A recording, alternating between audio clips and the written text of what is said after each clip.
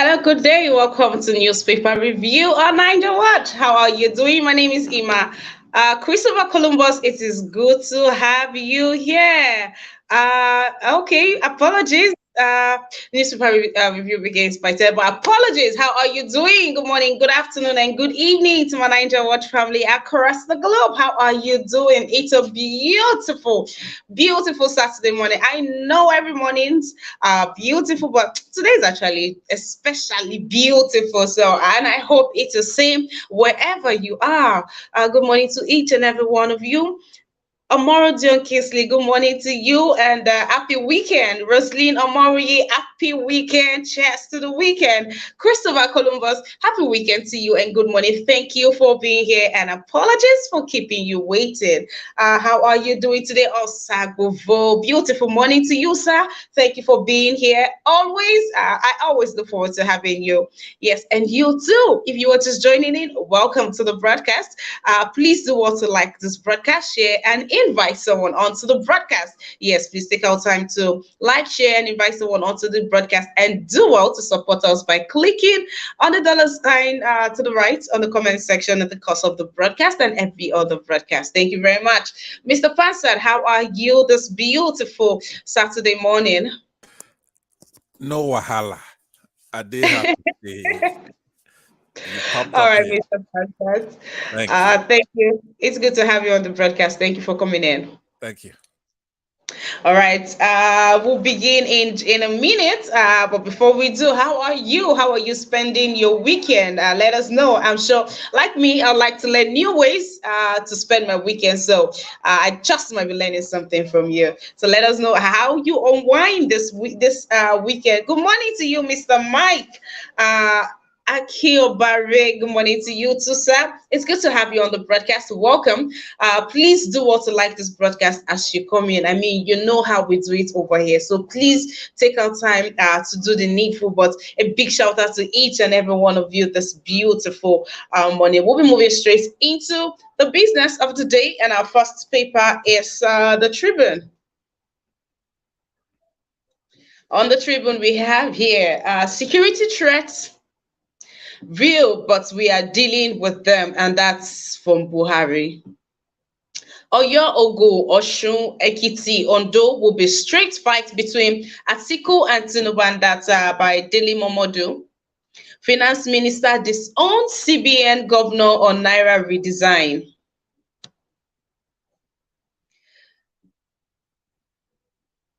As a Nigerian, privileged to be at the top of Nigeria's fiscal management, the policy as rolled out at this time portends serious consequences for the value of the naira in relation to other foreign currencies. So, in a nutshell, our finance minister is coming to say that she heard of such, of such major move, financial move that is about to be carried out in the country. She heard about it just like you and I. She just heard it.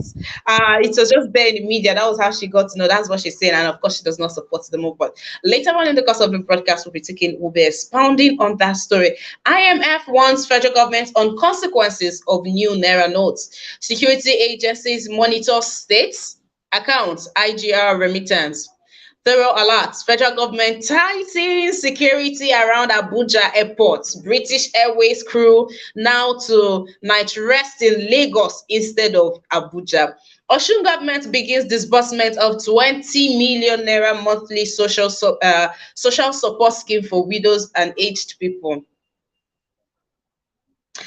Okay, so let's start with this last story on here. The Osun government disbursement of 20 million naira monthly social support scheme for widows. Now, the way they run all of these schemes is, they give you stipends like every two weeks or every month. They are giving like 20,000 naira each, and this doesn't go. This doesn't do as much as it should.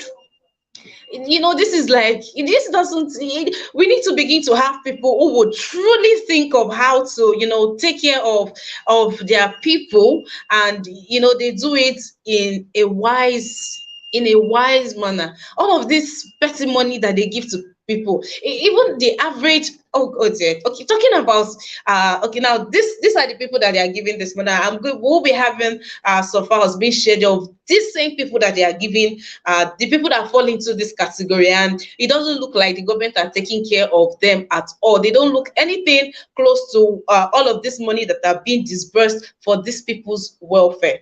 All right, we move to the terror alert. Federal government tightens security around Abuja airport. So obviously, the people of Nigeria, by now we already know that the federal government are hiding things from us. Obviously, apparently they're hiding. I mean, we don't even know the dynamics of the operation. We don't know what is happening. We just know that there's terror alert and like some real things are happening there, but we don't know what we are dealing with. Are we talking about kidnappers? Are we talking about, well, there are stories on the down low being whispered that we are talking about a bomb threat here in one of the international firms, and that's why there are evacuations and it is taken seriously. Now, the government sought to curtail all of this fake news and in like Mohammed's words, fake news. These things are unreal. They need to let us know what we are dealing with. You are saying terror alerts. What is happening? You are arresting people. Yesterday or the day before, it was one or two persons were arrested. The first night they raided the estate in Abuja, and the next day 5 leaders and 30 fighters were arrested. And it's also in the news that 17 people were also picked up, but they're keeping all of this down low. When they come out in the paper, they say things like some sister security agency. What is sister security agency? Who are these people? Are we not supposed to know the identity of the national? Are we not supposed to know what we are battling with? We are not saying, come and give us a blueprint on how you intend to, finish this people off. But let us know what we are working with. The Minister of Information will come and mislead the people of Nigeria, saying it is false alarm, it is fake. And I wish it was the one that came out to say that what is happening is real, but, be calm. Because I don't think it is a taboo for Lai Mohammed to say the truth. I don't think it is a taboo. So the government should have allowed him to come out and say and take that down. And I mean, now that he knows that, okay, we now know what is happening, will it not be something of dignity? I mean, he's representing the government. Whatever he says, it's something that we are supposed to take and run with. And now there are clauses like, oh, Americans and propagandas, the UK and propagandas, we cannot listen to what our slave masters are saying. Fine, maybe that is not the case, but these ones that are supposed to be our leaders, what are they saying? They're misleading us. So if you are in Abuja, British Airways crew now to rest in Lagos instead of Abuja, and the president is saying that we should be calm. The people in Abuja should be calm. The people of Nigeria should be calm, Mr. President. Okay, if you want more on this story, please speak on page 4 of Tribune. You have it right there. Let's see what other story we have here. So, the Minister of Finance, yes, yesterday, Friday, during the budget. Okay, so they had a budget review at the Senate, and she was asked about this, and she said she didn't know about it. She only heard about it in the media. She was not consulted. She was not spoken to about it, and she's surprised. But they should also look into this. That right now, as when this information came out, the dollar was about 420. And in a matter of 2 days, dollar is about 788 as we speak. Dollar is about 788, yes. And they're saying people are, because they know that EFCC, or they know that the law will be watching the people that will be returning huge amounts of money to deposit in their bank for new notes. So they have deployed means to do away with the Naira by, going to change it. And that's why there's going to be scarcity of dollar very soon. And I'm like, but how would there be scarcity? But you people have given us the notion over time that there is no dollar in the market. So the little ones that you have, you are preserving it. So how is it now that we should experience a huge fall in the Naira because people are going to be, scavenging for dollars? And the dollars that is not available, well, the good thing is they say dollar is not so much in circulation out there. So when they are out of dollar, they still have to bring what is left, as we have over 2.7 trillion Naira out of the bank vault, and they want all of this monies back. Let's see how this plays out. The Minister of Finance has cautioned the reps to to summon the CBN governor to come and, give us, explain how this is supposed to work out without having or seeing the naira falling to as low as 1,000 naira to $1. So even without the change of this, could that not have, of course, that's going to be a nightmare. But with the way that the naira is falling, with the economy and everything that is happening, would that not have happened? Is it this change that would bring about the naira falling? So now I want to catch your reaction. Do you think that this is a good plan, and if people they should go ahead with it, or that they should put a stop to it? The timing is just not about right. Well, talking about the timing, the timing is actually very, very short, very, very short. But let's see. Let's hope that Godwin Emefiele, the governor of CBN, knows his onion on this, and let's hope that he would not take the country into a nose, our finances into a nose, like a complete nose dive. All right. So to the people of Nigeria and Abuja especially, the president is saying that the security threats are real, but they are dealing with them. Now, do we trust Buhari when he says he's dealing with insecurity? That's a bigger question, and that's the bigger problem right there, Mr. Buhari. It's easier. Well, okay, let me not put submissions into your mouth. My panelists, welcome to the broadcast. Thank you for being here. I appreciate each and every one of you. We'll take another story, and then we'll begin with submissions. Let's move on to let's see what other paper we have here. Oh, we have the Punch. All right, on the Punch we have, of course, there are a lot. Special forces soldiers, policemen, DSS agents flood Abuja. More suspects arrested for profiling. Become vigilant, Buhari advises Nigerians. US, UK, others creating unnecessary panic. All right. And the Punch, just by the nameplate, Umahi can't be sacked for dumping PDP. Naira redesign, experts differ as minister faults Emefiele. Wike article rift, presidential aspirants plan intervention.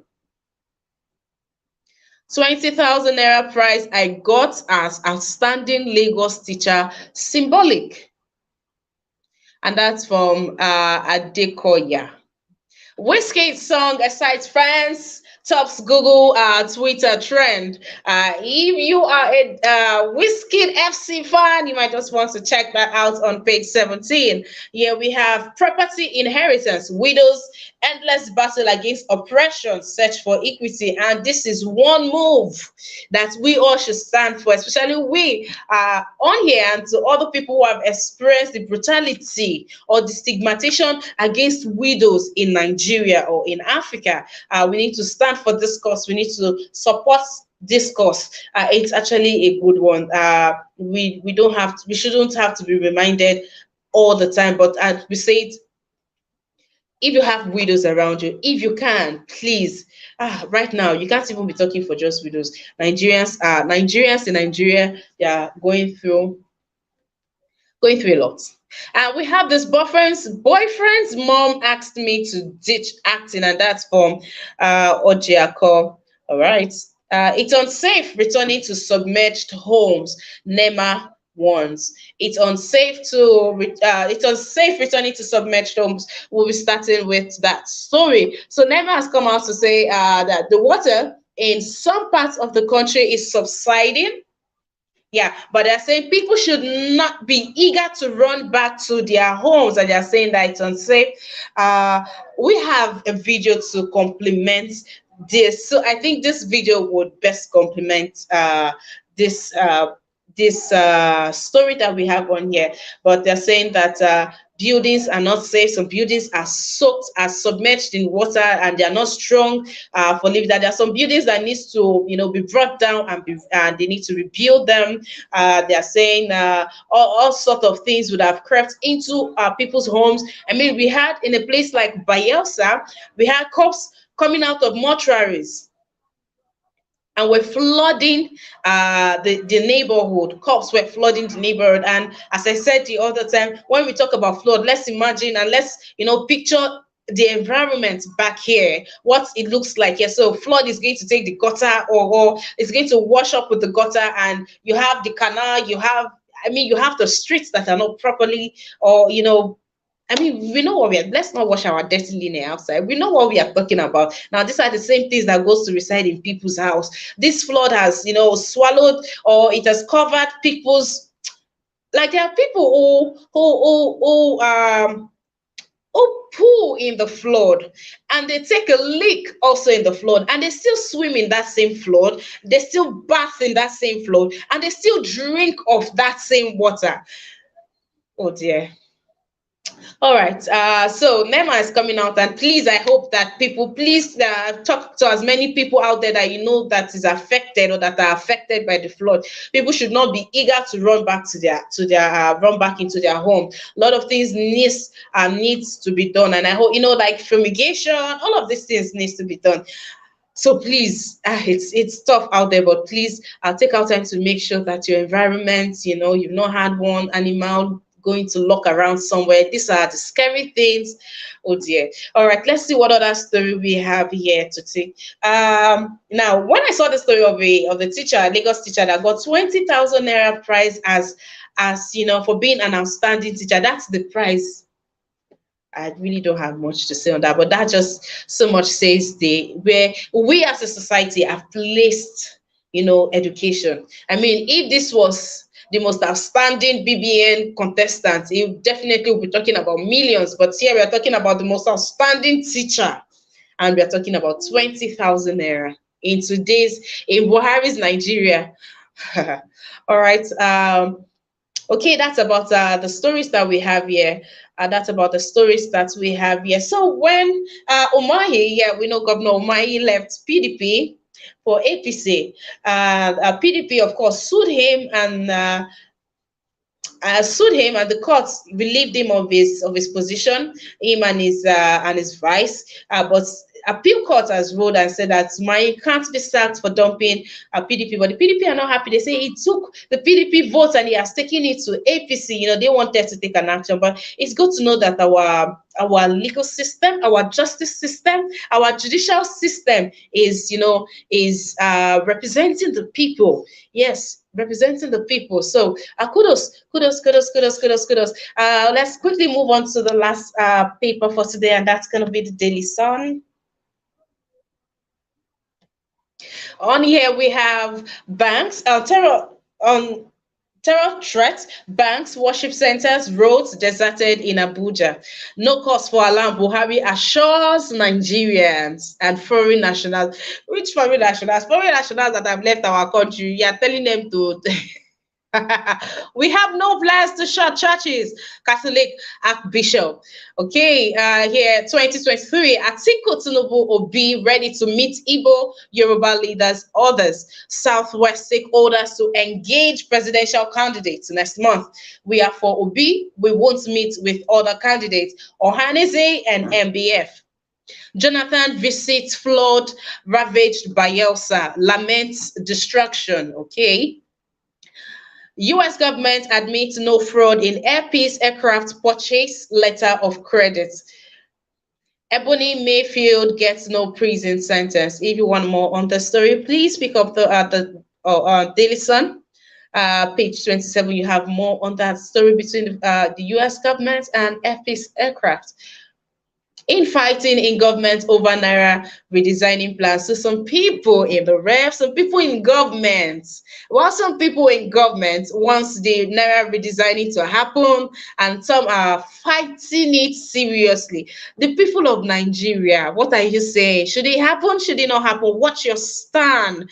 What do you say? The Minister of Finance has called on the good people of Nigeria to fight it and make sure that this does not happen. But Emefiele has come out to refute or to further give clarification to Nigerians. So Godwin Emefiele is taking his time to explain this to us, and the Minister of Finance is also taking her time to, and other making us see why this should not happen and the effect is to happen. I'm saying, if your stand for the Minister of Finance is saying that we should see the Naira falling to as low as 1,000, even if this Naira redesign is not happening with the way you and Buhari, has gone about and the kind of choices you've taken concerning finances in the country, would the Naira not even get to that point? We are talking about 700 and something already in October.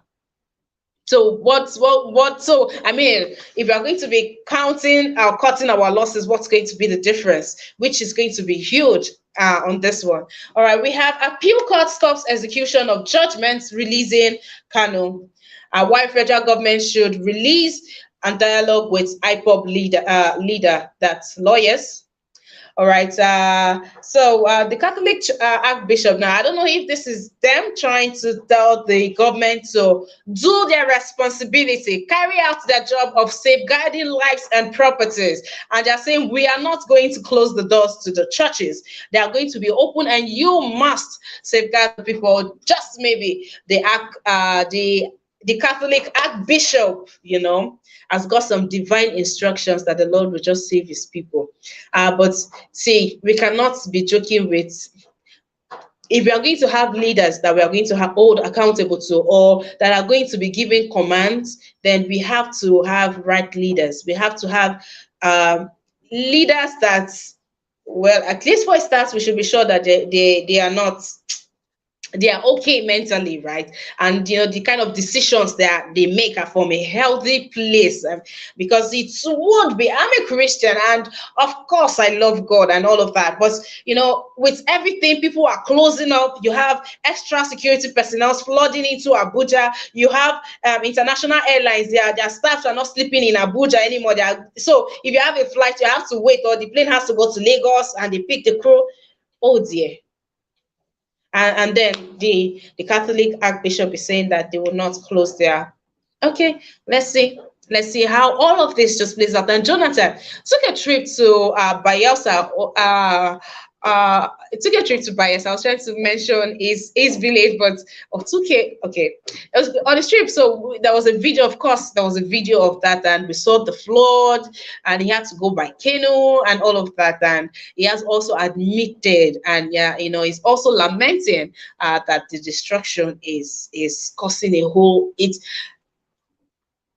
I wish there was someone, or there's something that can force every leader to go and visit these places. Probably this is one scene that would truly break them down and let them know. Talking about a scene that would break them on. Okay, before we move on to that, we know that the IPOB leader has not been released. The federal government is still very adamant on releasing him in the next week. Let's see what plays out next week and how that goes. All right.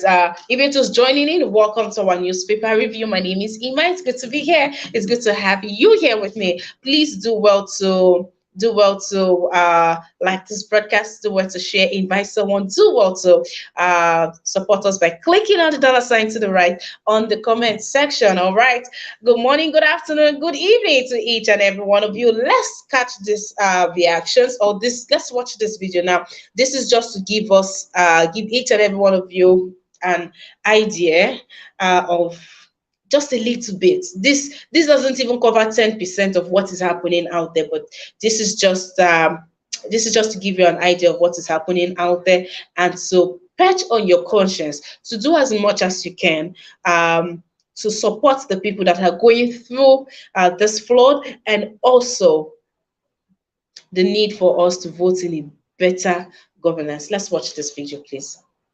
What I have to say about the flood is that this flood that we are seeing here now is a very big problem. Look at me, a married man, a nursing father in that matter. I live in the flood with my children, my wife. Our business is inside the flood. My wife, look your back there. That is my wife inside the flood. Our house, the flood is beating us home and away.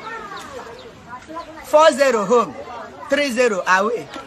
When I mean home and away, I mean our house where we stay is the home. The flood is beating us 40 because it's around the waist. But when you look at the shop where we do business, the flood is beating us 30 because it's below the knee. It's below the knee. And we pull inside the flood. We bath inside the flood. Everything we do inside the flood. We still Right, that's an ordeal. That's a man sharing his ordeal, and I cannot imagine what it is for a man, to see your family in that state, and you can't do better for them. This is all that you can do for them. I think I would like to know how a man in this position feels when he cannot provide for his family now. And we are looking at the things that are happening these days. I mean, we have here the other day a man beat up his 2-month-old baby until he broke the child's arm, and the other time we have a kid. So the men, there are just a lot of the men are in the news for bad things. So also are the women, but I think the numbers are higher on the men, and we need to begin to look at what are they going through, how is the country affecting these people, their mental states, and all of these things. Let's also watch this video, and this is to support NEMA's instruction out there telling people not to rush back into their homes as the water is subsiding in some areas. Please watch this video, share this video. Yes, please share. People need to see this, they need to hear this, they need to watch this. So please share this broadcast. Thank you very much. This is exactly what we are living in our area. This morning we just got this gigantic python, and as you can see, look at it. This is swallow fowl. All our fowl, dogs, goats, they have been swallowing them. And now this one was so unfortunate that it was caught. You see? This is about 12 feet long. Yes, this is it. This one is out of the environment. Very soon we're hoping to get some other ones. So just keep yourself on the line and walk safe. Don't just play with the water, because there are many of them here. All right, that's about that video. So please, those affected, I hope if you're watching this video, please be very attentive. Don't play in the water. Don't cruise. Don't cruise. Think of your health right now. We don't have as much doctors, so please be very cautious. Whatever it is that you're doing out there, don't cruise. Take your time. Go. Just please stay safe out there. These are. Thank God for the internet. Thank God for the internet. So please, let's educate ourselves. Let's share this broadcast. Let's talk to people. Let's show them these things, and let's do better. So look at this. Is all of these things that are caused by. Yes, there is the government, but we can do better. And why I am bringing us as a people into this is because of our nonchalancy when it comes to appointment of leaders. We have to do better. We have to do better. Let's take this other video. You still have to do with the flood. Let's watch this, please. Olúwa, ògo ni forúkọ rẹ̀.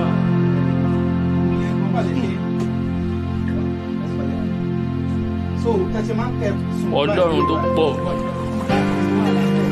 ó pọ̀ ní ipá, ó pọ̀ ní agbára.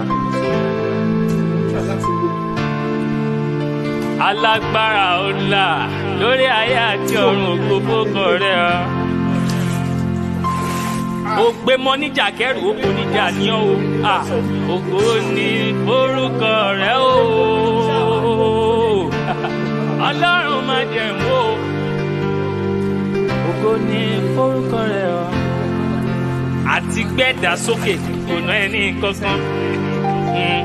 Ògo ni forúkọ rẹ̀ o. All right, that's live-in condition. As you can see, that's the room of that aged woman. Now, when the government says that, or should state saying that they are kickstarting their widow and aged women program, poverty alleviation program, and they are going to be dishing out 20 million naira monthly to give to these people. Now, these are the people that they are giving the money to. Does this look like somebody that, you know, I mean, when you look at her and look at what should have been spent of her by the government in a year, does it look like these are the kind of people? How are you giving 20,000 naira to people like this? What are they supposed to do with the money? Why not put structures in place that will take care, you know, structures that will take care of these people? You want to go to their place and be handing them 20,000 naira, and 20 million naira monthly for these people that get to still see nothing. Let's take one last video, and then we'll begin with us.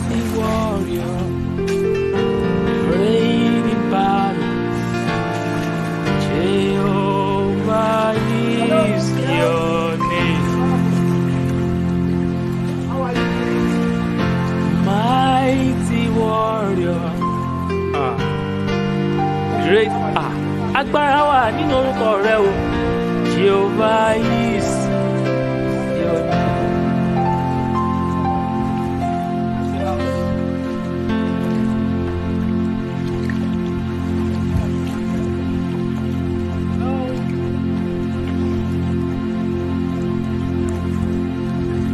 Ó pọ̀ ní ipá,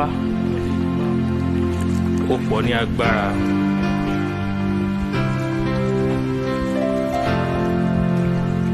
Alágbára ńlá ni ẹ́. All right, so that's the living condition of people. Out of the 36 states we have in Nigeria, the flood is said to have, you know, submerged 30 states. Now, take that picture and imagine communities. Imagine the people that are living like this. Imagine the aged people, you know, that have nobody to look at those children. That now these people, they use, I mean, this water has covered even to their toilet. So they would use the toilet, they would pee, they would bath, they would still drink from this water. All right, Mr. Pansat, good day to you. Welcome to the broadcast. Yeah, you could have sent us an alert to bring a box of handkerchief to this show today. That was quite touching, that video. But welcome, ladies and gentlemen, boys and girls, kids of all ages to Newspaper Review with Emma, Niger Watch. Pansat HD here, sitting in for the flooded victims, for NSARS, for the shares of Zaria, and all oppressed Nigerians. Those are hungry, those are unemployed, and all those suffering from the APC government. But I'm also here for the Obi Dati movement.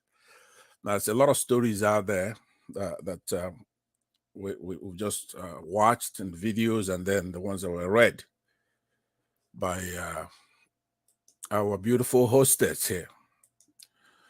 I will just touch up a little bit on the squabble between the Minister of Finance Minister, and the CBN governor. Well, they're just toying with our intelligence, right? The minister claims that she's unaware of what the CBN governor is trying to do, and that she's hinting that she's opposed to it. I alluded to this, I guess, 3 or 4 days ago, that it will be the most devastating. It's a fraud. That's the biggest fraud that this exiting government can do. They can redesign that currency. All right. So there are other cases. I mean, this flooding. I don't know, Emma, if you recall, I guess 3 or 4 or 5 days ago, when we did a show that was quite unrelated to the flood, but I was reeling off the statistics. You know, we don't have a government to take care of any of these people. We don't. But I almost teared up with that flood, but I'm kind of cheered up because those victims and every victim in our country has the choice, the chance to modernize our situation and bring us up to date. So we can, you have to have a government, or it's just better to operate as an individual. It's one or the other. If you're going to be in a community, in a society, in a country, anything organized, they have responsibilities. So P2B is the solution, because that's the choice we have out of 3 or 4 or 5 candidates.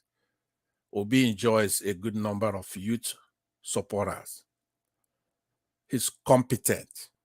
His antecedent speaks to the fact that he could handle stuff like this. He has conscience, has integrity, has the ability to speedily respond to things like this. Leadership skills, capacity, and many other reasons why he should have he's won this election already. He's 61 years old. Makes him the youngest candidate. He's a Christian from Anambra State. Yes, you've heard him emphasize production rather than consumption. So his party, the Labour Party, that's Mama, Papa, Pikin, is the fastest growing political party in Africa. He has more supporters in Nigeria than online. Don't let the devil lie to you. Don't let the devil lie to you. Kwakwanso, all those people don't count. They're just going to play a game, maybe sell out at the end. He's already won this election. There's a lot of people who have apathy because they go, no, maybe even if I vote, it doesn't matter. Obi's not going to win. That's a silly trick. I'm willing to bet anybody on this show, somebody's listening in, $1,000 that Tinubu is not going to get up to 3%. This is not 2015 or 2019. There'll be forensic signatures and stuff. If you rig it, we're going to catch you. Obi is not the kind of guy that's going to let it go and say, you go ahead and form it. If you rig it, he's going to catch you and show where you rigged it, who did it. So it's the beginning salvo. Let others speak. I'll make this job very hard for our gracious hostess. So thank you very much. I will listen to the other panelists. Thank you.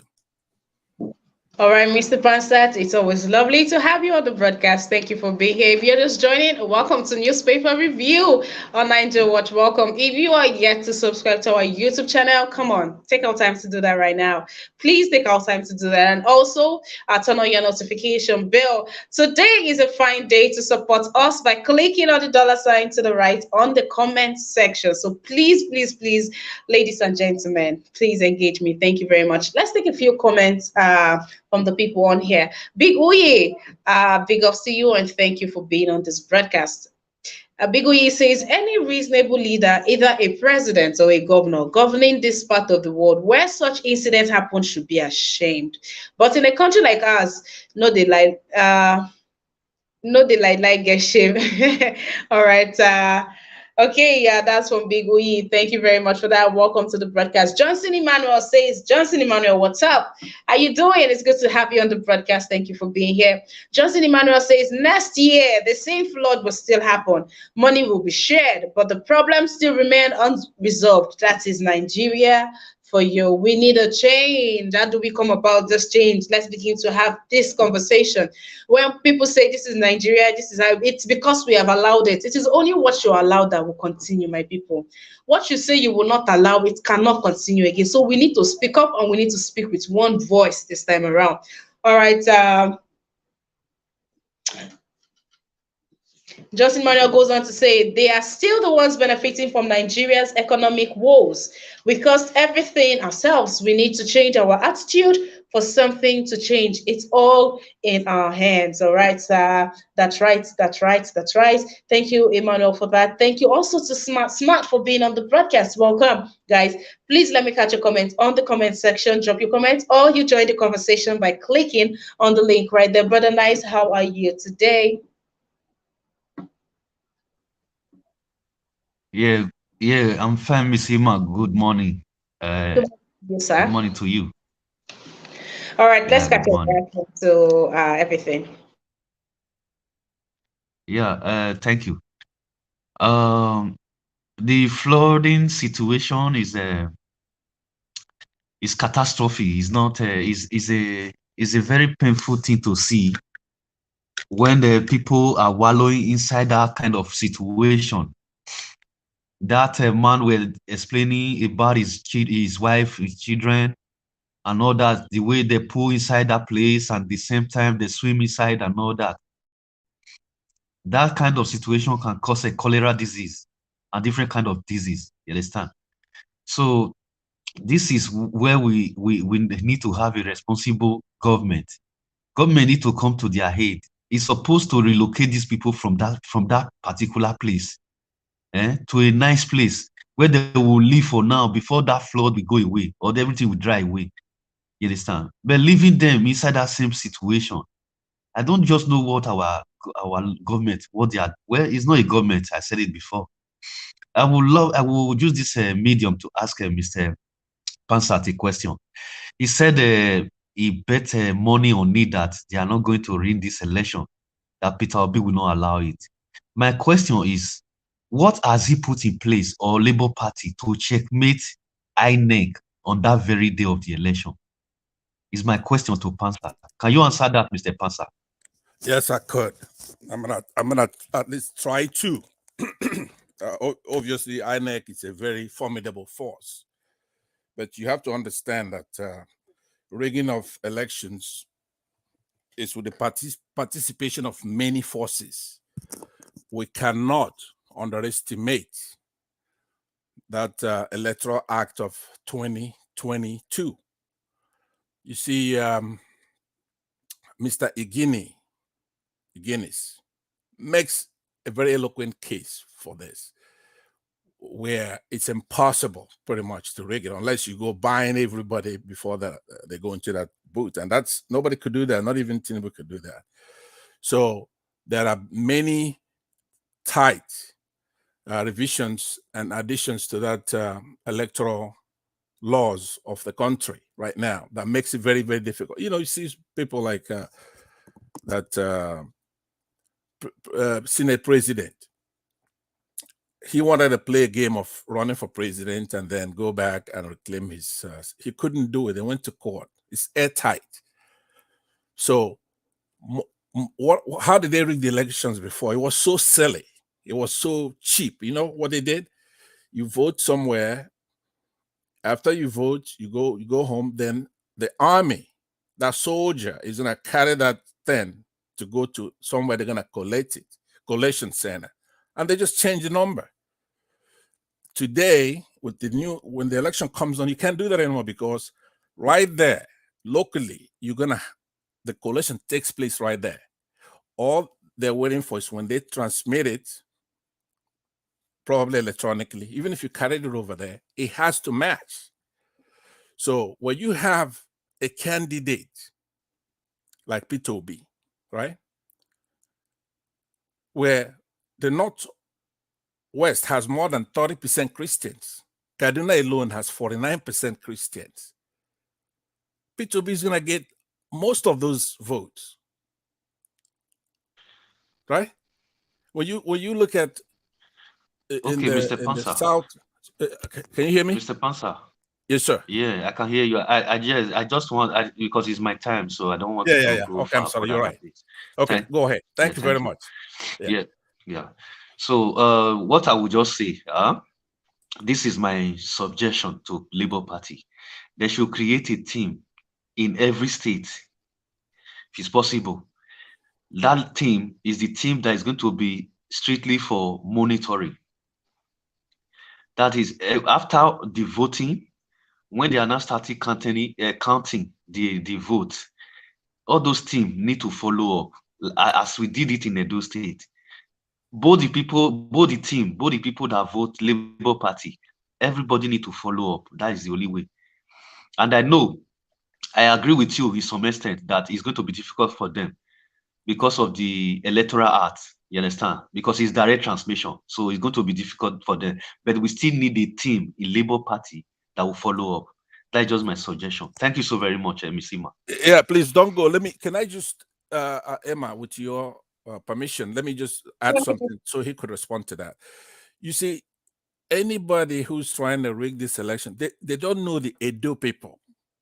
They have no idea. This is not just the Igbos and the Yoruba thing. There are a lot of people, Christians, Edo people, Port Harcourt people, what they call themselves South, what is the general thing they refer to? All right. Niger Delta people, a lot of smart Yorubas, a lot of smart Hausas and Fulanese. They're not going to let anybody rig this election. This is not an Igbo versus who? Anybody, any tribe. Then the P2B is not an Igbo candidate. The Edos have invested a lot in this. That Labour Party, you don't know Pat Utomi, you don't know Baba Ahmed Dati. No, it's impossible now. I can't give those guys advice. You know why? They're smarter than me. They know INEC. They know Tinubu. They know that these corporates are going to try to do something like that, but it's impossible. This is a revolution. Only thing people are doing, let me just conclude with this, and I'm going to ask you a question at the end here. A lot of people are just postponing every other grievance they had. You know, it's like this country is not working, but you know what? I'm flooded here, or you shut up my people, you killed us, and they go, and you know what? We're going to try again to restart this country in February 2023. That's why they're postponing their wrath. So if you try, now you could try to rig it or even succeed in rigging it. But I could tell you, it's not going to stand. So don't worry. It's not just Obi and this thing. Baba Ahmed is a very smart, no-nonsense guy. A Muslim from the north, Kaduna. It's not playing. He's not making any noise. That is a serious guy. Pat Utomi knows Nigeria very well. He's educated. He's been even with Yaradua. He was there. He knows INEC. So what am I going to advise these people? Obi is not a joke. Just because he's talking like that, you know, they're not going to let him rig it, okay? Thank you very much.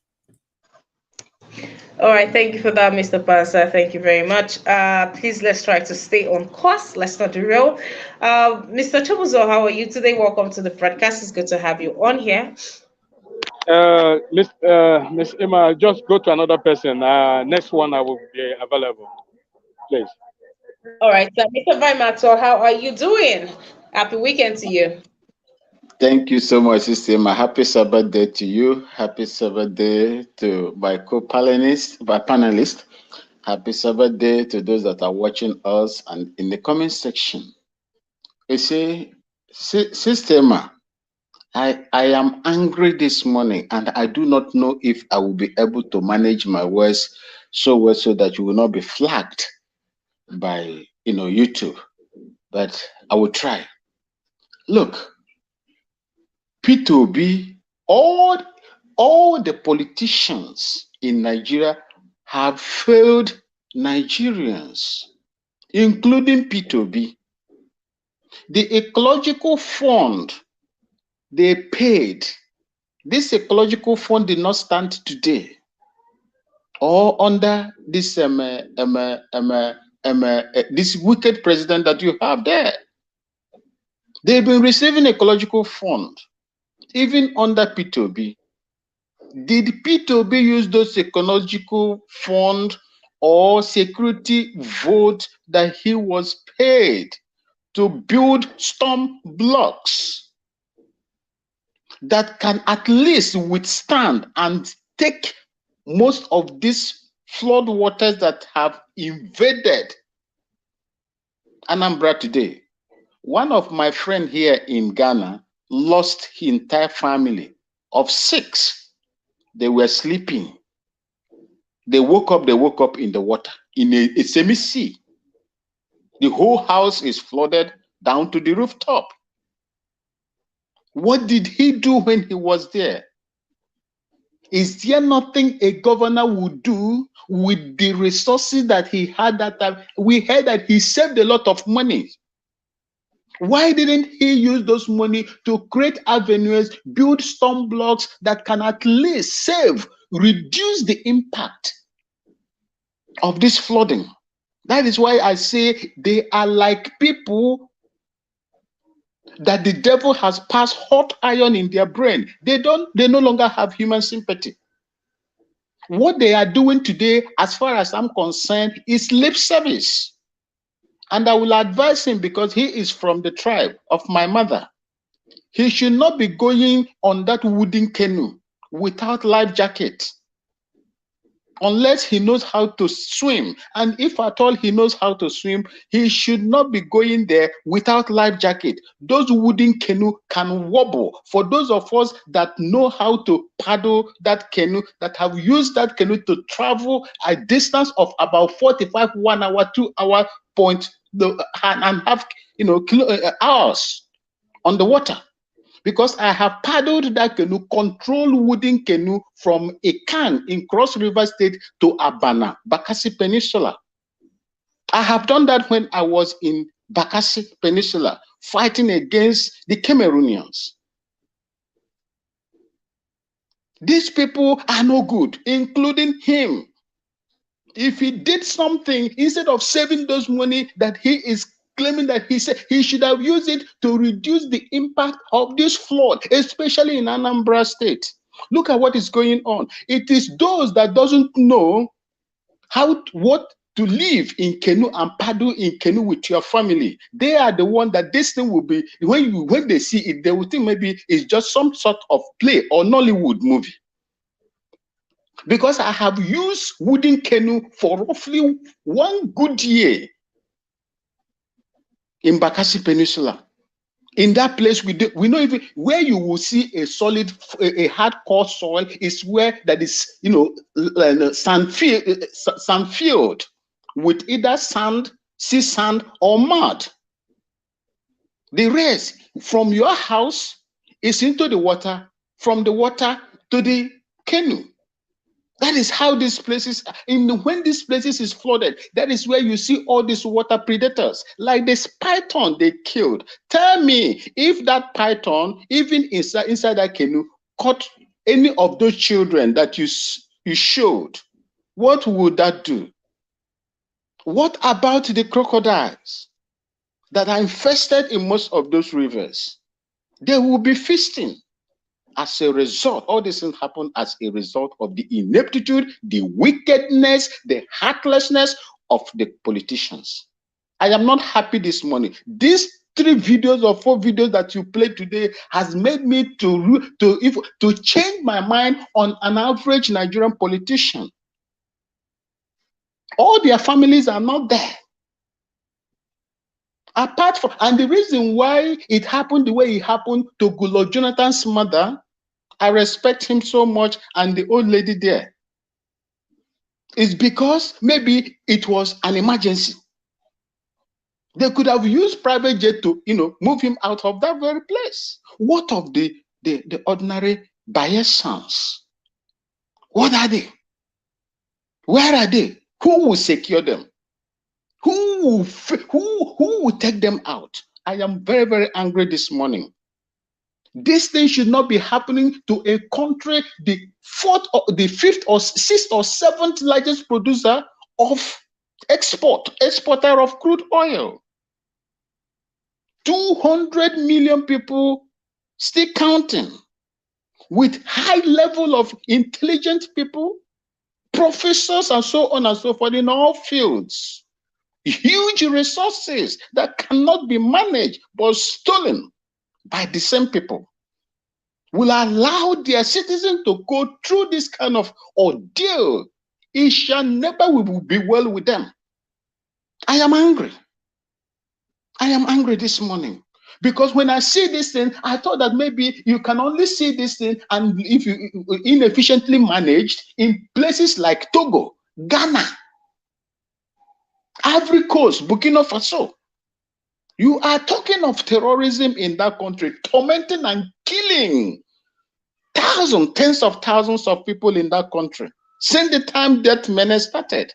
Now you are talking of flood. Flood is killing people, taking over their houses. All those houses that have been affected can no longer stand. Their durability has been tampered with. Their longevity, how do you call it? Longevity or whatever has been tampered with. It has been tampered with. It can no longer be strong as it is before. Unless if it is in developed country where the interests of people are being taken, those houses will be demolished and a new place will be given to them. But in Nigeria, it cannot happen. They only care about themselves. Go and check when Muhammad Buhari or who son or daughter was getting married. Go and see the number of private jets that were battered in Kano airport. And anytime you put any private jet in the air, you are going to spend nothing less than $100 to $150 or $200,000 just for maintenance once you put it on air. Their children were using them as making jamboree, making mockery of the larger population of Nigeria. It shall never be well with them. This is why I don't like Nigerian politics system. I don't like it because it is a wicked profession. The Nigerian problem is structural, not P2B. P2B cannot do anything in that country. Nigerian problem is structural. Change the structure. Let the people develop from the local government. Devolve power. All those 68 that is found in exclusive list must be devolved. Send them back to the people. The people owns government. The politicians you vote there are in trust. They gave them the power in trust. And instead of them to do what is right, they are using it to kill. When you talk, they will come after you. When they wake up now and carry flag, they will come after you and slaughter you the way they would like to do. Leave their signature, which is blood and sorrow, on the innocent people. I am bittered. I am worried about this country. That was not the security I was a member of, is not what is there right now. No matter how bad it was, we were working efficiently in order to do things, put things in place. All right, Mr. Pants. I am not happy. I am not happy. I'm not happy for what they are doing to Nigerian people. Thank you and God bless you. Thank you very much. Mr. My brother, nice. Can you give me 1 minute, please? Okay, sir. Okay. Yeah, thank you, please. Thank you, Mr. Maswell, for this your submission. I wanted to pour out my heart about this OB for a very long time. They said this OB will have memory for today. What has he done in Anambra when he was there? All those money he's talking about today that he left. Why can't he use that money to develop Anambra State? The last time I checked, Anambra State is like a ghetto. A lot of bad road, a lot of different kind of things that is going on. A state that you told us that you left this kind of money and you did not use that money to develop that state. There today is not the reason why I'm just saying that I prefer him is because when I look at Tinubu, I look at Atiku. Obi is better than both of them. That is why I'm supporting Obi. It's not that the man. Could I interject, Emma and Speaker? Could I interject for a minute? Please, Mr. Brother Nice, are you done? So we can move on. Yeah, Miss Ima, I'm done. I'm okay, done, right. Miss Ima. All right, Mr. Pastor. Nice. Yeah, I'm sure you were here just yesterday or 2 days ago, because I know I saw you here when Niger Watch played a video of P2B tackling the erosion 8 years ago, and he built these massive structures and cemented it, because the flooding is, if you don't control the flow of the water, that's why you have flooding. I know you saw that, and I was stunned by that presentation. So if you know, why would you be saying what you just said? What did he do with the money? You saw that presentation, because if you say you didn't, then I should be given permission to play the video right now for you, because I saw you here. You saw that presentation, but you say you're voting for Obi, but when you know something and you say something that is contrary, you're a liar. You're not wrong. You're lying because you saw it. I want you to say that you went here, or that presentation wasn't made. Mr. Panther. Yes. Mr. Panther, my question is that why can't you use that money he left? Why can't you use it to build drillage? So why this erosion he, not built it? Of erosion. Why should he if he already built it? What I'm saying, you saw the presentation, you saw the structures that he built to control the erosion there in his state. These were above standard. These were, it was deep with cement. You saw it. That's the frustration. Now, I'm usually a guy who tolerates criticism. That's fine. But if you're gonna lie, why should you? Because a lot of detractors make that statement. Savings has a place. To save money, if you save money right now, you should be using it for this emergency right here. You have to save money. But if he built it, that's what's perplexing about it. You are an obedient, you support to be. At the same time, you're gonna tell a bold-faced lie and take us off tangent. We're supposed to move forward, let the next person speak. The thing is that you were here yesterday. A video of a younger guy. Emma, were you here? Did you see Mr. Elvis show a video of Obi's erosion control? It was just yesterday. First of all, Brother Nice, did you see it? Were you here? No, I was not here. I saw you. Okay. And Mr. Pansad, I think he is asking that what did Obi do during his time as a governor? What did he do to curtail this flooding in Anambra State? And we have a couple That's of what I'm saying. Mr. Elvis, I know he listens in. If he could come in right now and settle this one, because this is very devastating. Do you understand? I'm sorry, Brother Nice, who I love as a brother. I mean, he's a nice guy. I'm sorry the way I came off of that, because it was just yesterday. Now, Brother Pansa. Yeah. This is your brother as well. Yeah. You know me very well. My mom is from Abia State. Yes. That's where my mother comes from. And Nkonewi is where my elder brother, the third son of my mom, do business. That's where he does his business. Nkonewi is like me going from Aba to St. Michael's Road. You see, what I am saying is this.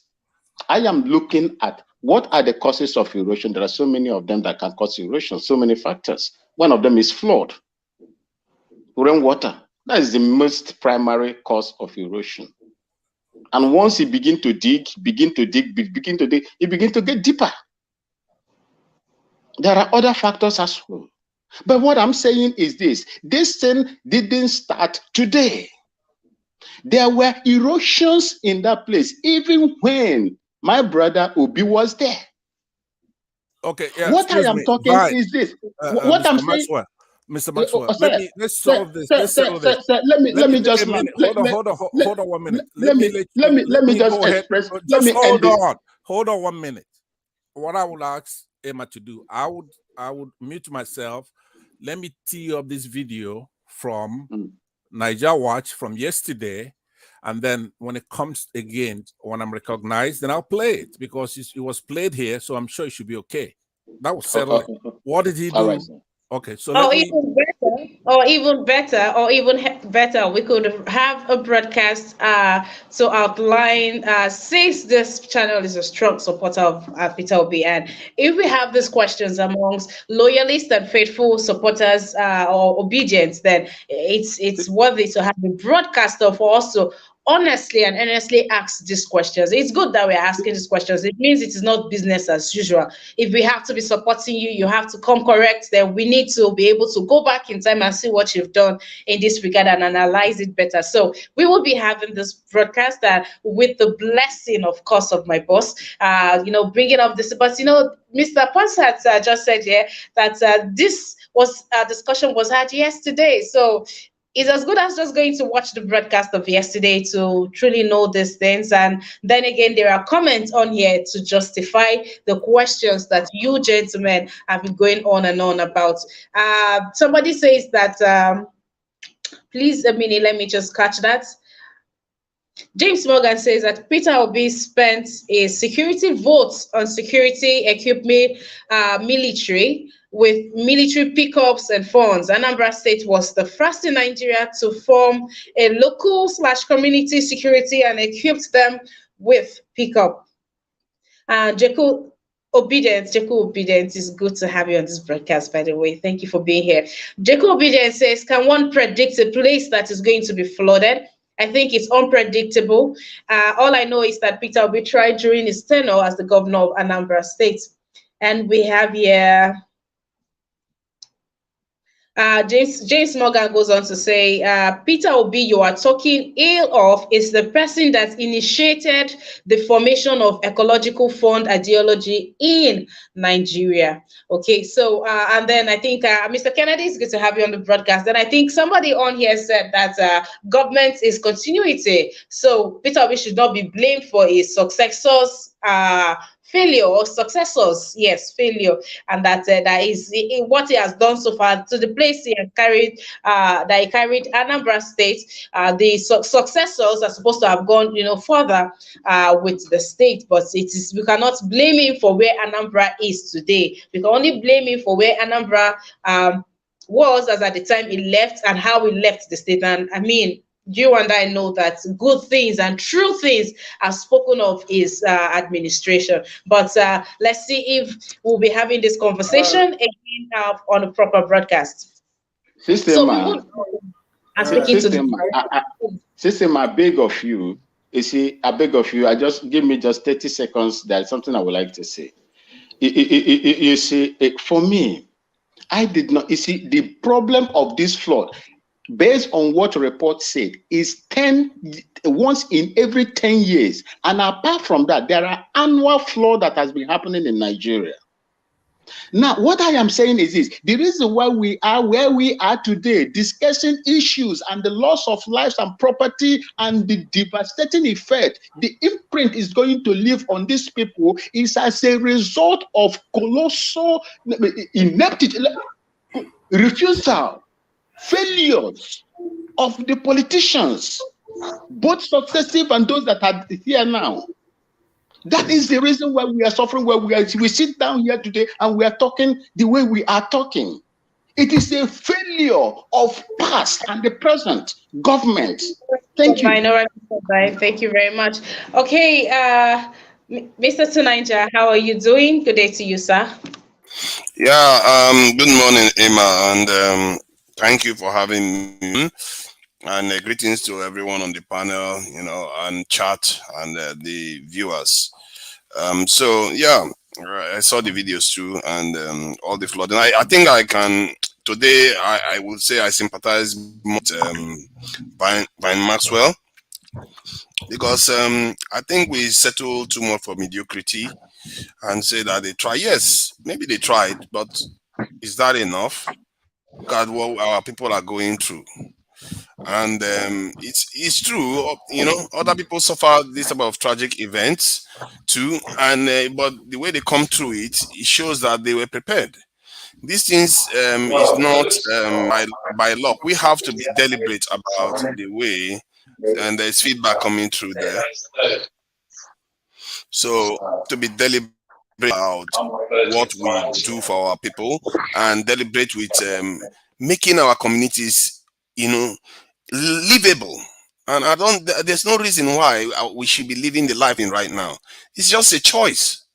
What our people are doing is a choice. I don't know what the game the people at the top are playing, because if I was there, I can't make sense of this anarchy that they are presiding over. So from what I can see, I said it the other day that the Burkina Faso government that came in, you can see how rapidly they change their posture. They can change posture. They know how to. They choose not to. For whatever reason, they leave our people to under-defended, under-protected. This type of stuff, have a large military now, a large force. They can come in. This is what they do in the UK. They will come in and help with flooding problems. And most people have insurance anyway. If you have an insurance system, then they will also protect you. There's no reason why our people to live like this. And my own call, that's why it looks like I'm blaming Nigerians. My own call is that we have to be deliberate about this, and the leaders are not going to come from the air. Us, we have the ability to do it. If we start agreeing that, okay, we can't live like this in this situation anymore where everything is bad, then when somebody's getting to office, the moment you say, okay, these are the list of things that are supposed to be done, if they don't do it, you hold them accountable.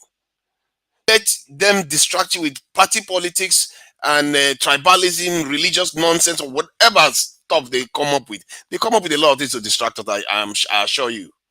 But if you want these things, those should be the top of your list. Nothing else should distract, because your children's lives are at stake. Our health is at stake. Our people are running overseas because of all this nonsense. It's just pathetic the way we live our lives, and we have everything we need to do it. We don't even need anybody's help from outside. We have the men, we have the population, we have the land. Our problem is not that bad. Some countries are being hit every year with this type of flooding. Is not. Some countries are being hit. Netherlands is under sea level. They have mastered it. Mastered how to live there very cleanly. What is wrong with us? Why is it that our people, we choose not to want these things? It's almost as if we have been conditioned to accept this level of subsistence, like we are supposed to be suffering. The link I put in the chat there shows that some of the conditions our people are living is unbelievable. I saw this video that they sent me on WhatsApp. This lady was paddling herself in the water, and she was still smiling. It's like, how have we become like this? And I really hold our men accountable. If I'm going to hold the women accountable, I'll say they are holding their men too close to their chest. The men need to go out there and do their job. They are meant to do is the women supposed to go and do the dredging? Are they supposed to go and be building the dams? They're not supposed to be building the dams. These things are meant to be done by the men. The men are supposed to have a bit of shame. We don't have shame. I don't understand it. How can you honestly go on like, oh, we are like special men in the world. We are one of the, strongest, and look at where we live.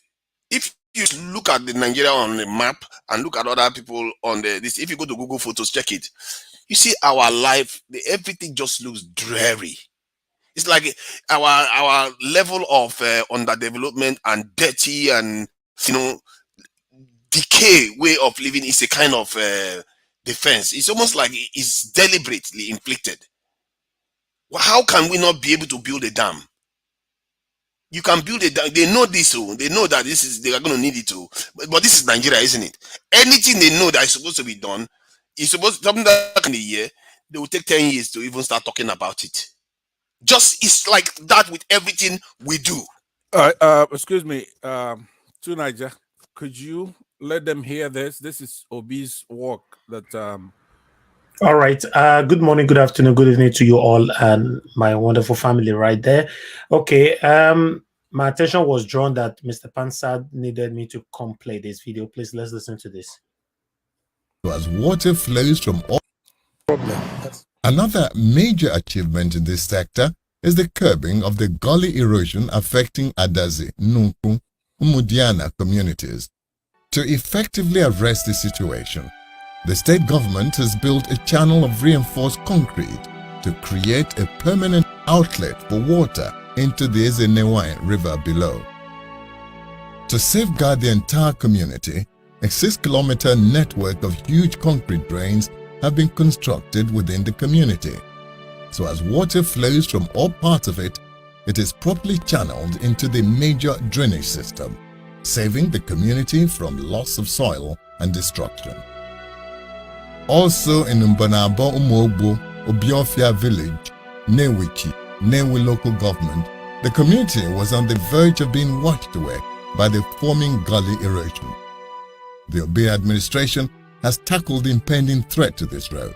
Reinforced concrete barriers have been installed with huge channels to receive the waters, taking it to the river below. The landlords and residents of Agulo Avenue Nkpo have heaved a sigh of relief as the state government has come to their aid, saving their road and properties which were under threat of being eroded away. The government has curbed this threat with a subsequent award and execution of the remedial measures to address the situation. If you not beat Obi for this secure of this election, this building by this time it's about this building, but this place you reach this building before. And beat Obi come and secure this building. If you not beat Obi for governor of Anambra State, this building is always there.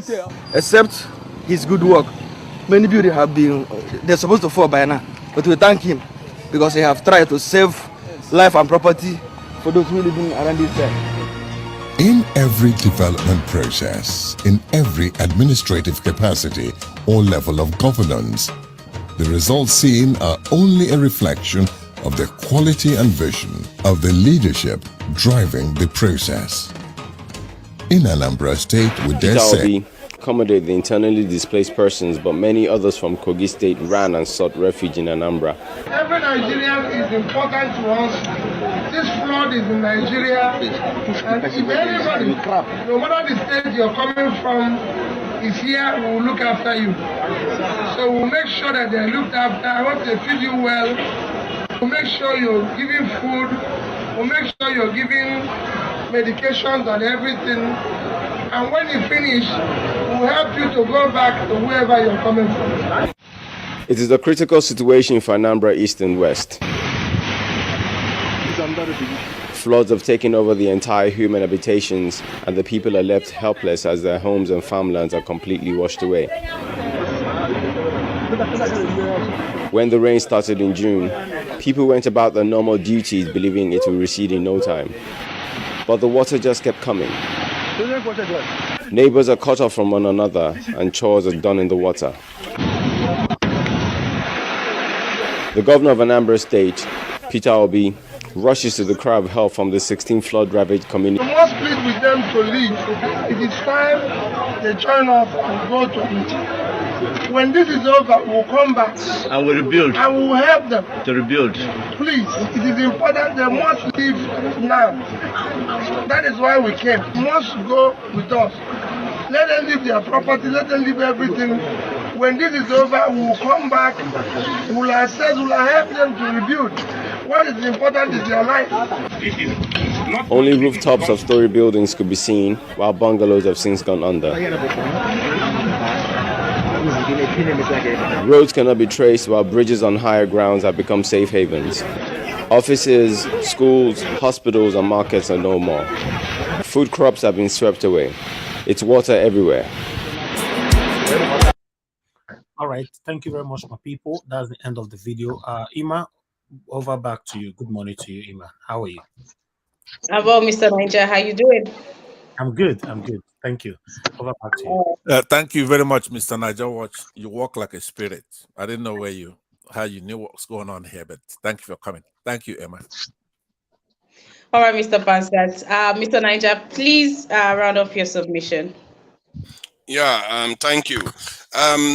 Like as we were saying, whatever we look at that you are looking at on the screen, does that look like what you see in many relatively even medium developed countries? No, that's not what you see. I think we have gotten used to living in a country that even houses are not painted, the floors are not level, the buildings are barely designed properly and collapsed. Just a whole level or different levels of chaos that needs to be addressed. And I think Peter Obi is right in one point. He said, when the top behaves in a certain way, it tends to affect how the people lower down this thing behave, especially when one sets an example. That we have to be ready, because many Nigerians are not ready for what it takes to fix the country. When they tell them not to build the floodplains, they will make the guy the boogie person. When they tell them that they need to, take a bit of a hike in petrol, they will lose it, because they think that, okay, that bad person that is doing it, not necessarily because they are fully thought through that this thing is the right thing to do over time. You don't want pain, you're still going to have pain. We're already having it right now. You can see the images, but we have to be deliberate about the pain. I've been saying this. We have to choose that, okay, you know what, like this anymore. We can't go without world-class hospitals. We can't go without good roads. We can't go without a good power supply. All this is, we can fix them. We have the power to fix them if we choose to. No leader can get in our way. If we say this is what we want, do you think our leaders will block it? They can't block it. The whole world will be watching them. They can, even the world will be like, this is like too open now. They are simply demanding that these things be done now. It can be done quick. The Chinese can build a 10 stories building within 28 hours. If they can do that, what is wrong with us? Why can't we just get deliberate and get these things done? All these things sound as if it's far-fetched, but we can get done if we choose that this is the path we want to walk. Thank you. Thank you very much, Mr. Tunaija. Thank you for coming into the studio. Thank you to you watching. Thank you for joining us. If you're just joining in, this is the newspaper review, and my name is Ima. It's good to have you here. Please do well to support us by clicking on the like and sharing and inviting someone onto the broadcast.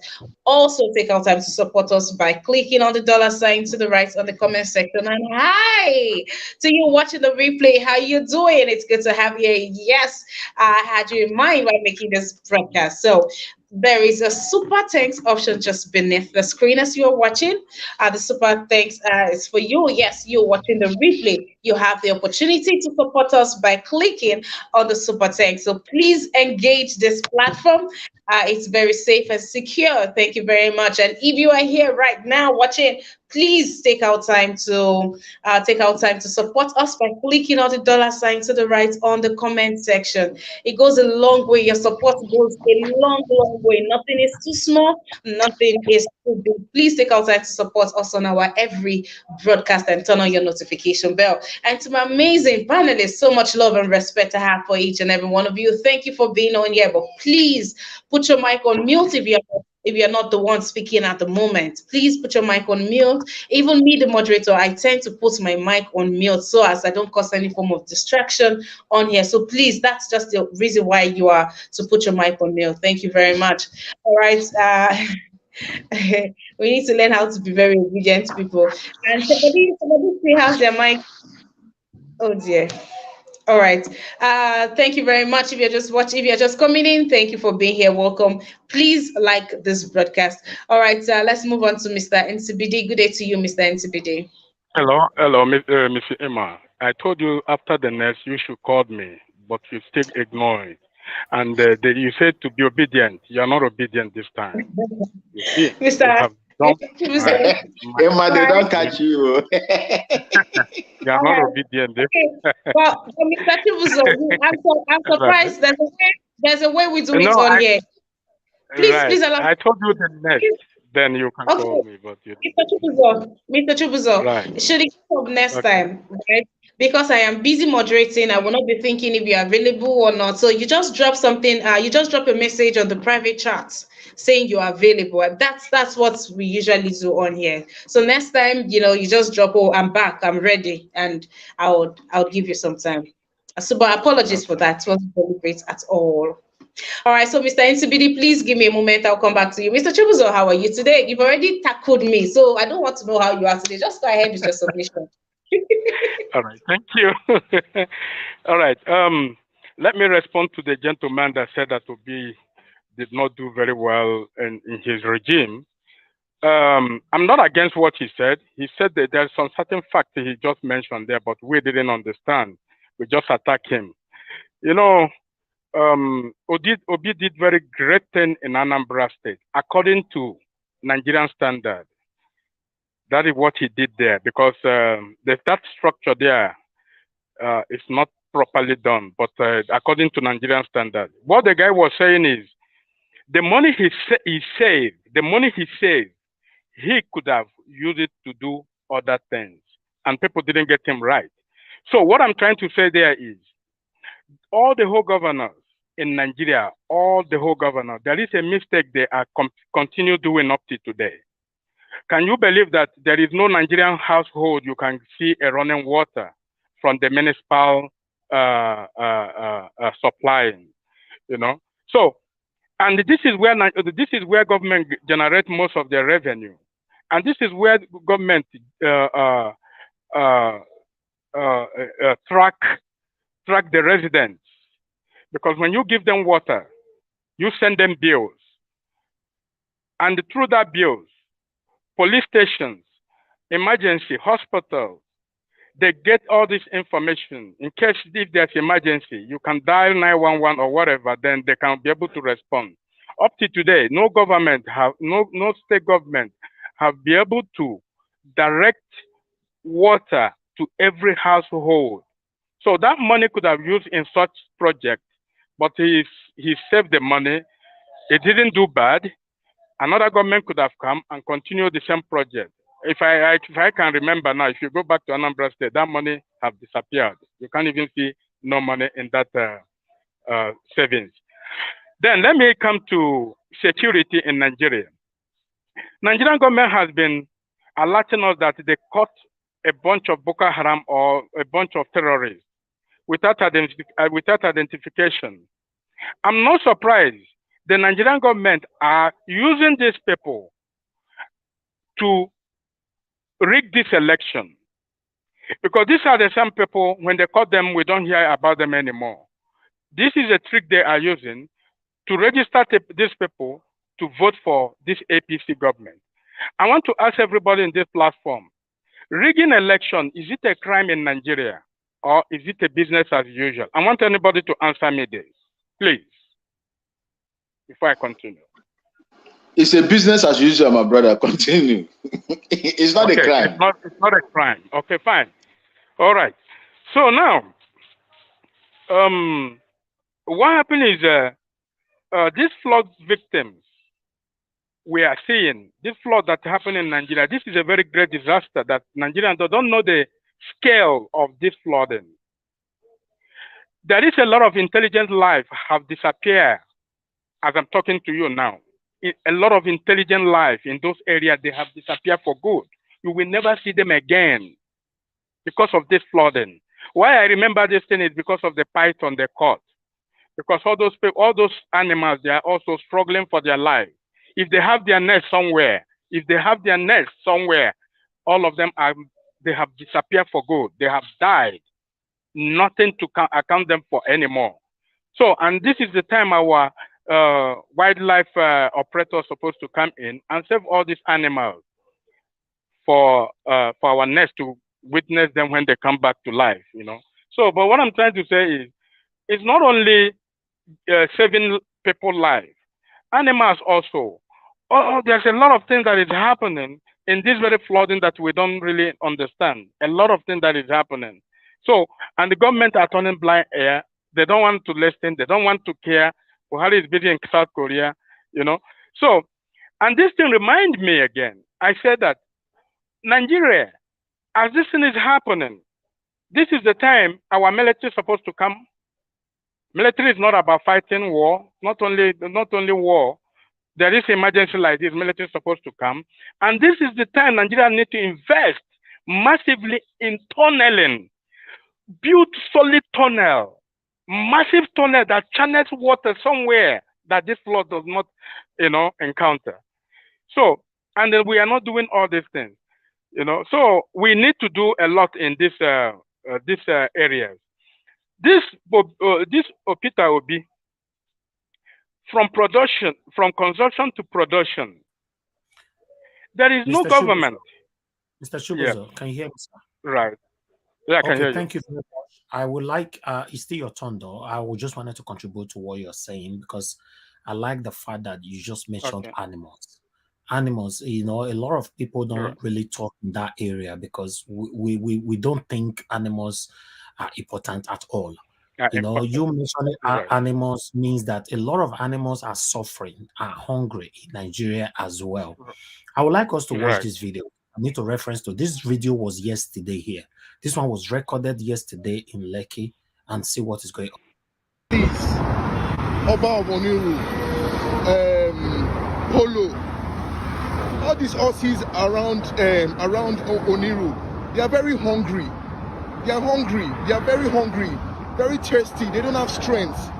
Please, you people should take care of this thing now. Polo, whatever you guys are doing, come and take care of all these horses. You need to see them wandering around Ikate. Look at where I am. Look at where this horse is. He's dying. You need to see the way all these horses are just wandering around, very hungry, looking unkept, and you know, just very sad.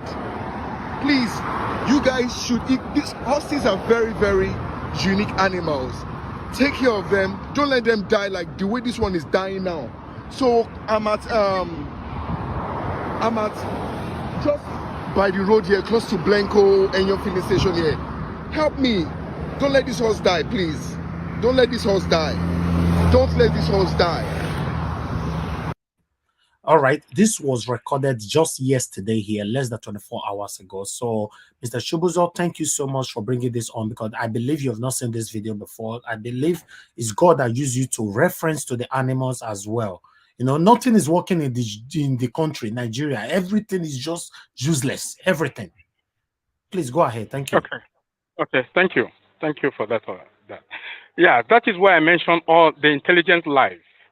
Most of them have disappeared as that flood happened, and we are not taking note of that. Tomorrow we will say we are going for hunting, and we don't see any animal to eat anymore. So, but anyway, let me come back to consumption to production. A man that have this type of idea, this is a man that everybody needs to listen to, because if we vote this man in, this is the man that can turn Nigeria around, make Nigeria compete with China. Believe me, Nigeria will compete with China if elected in office.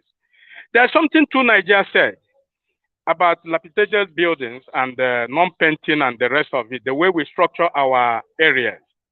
Where I am right now, where I am broadcasting from, if you have a house and you are trying to renovate that house, if you add any structure without municipal approval, they will come there and demolish that house immediately. They will demolish it. So what you do is, before you build that house, you go to municipality. There's something they call rezoning. So you go there. Now, because of the previous agreement, now you rezone that stand. Now they will put it in their system. When they put it in their system, now the system will recognize the new development you are building there. Now what happens is, if anybody is good with a GPS, they are what they call 3D GPS. You can Google it in America or in most of these advanced countries.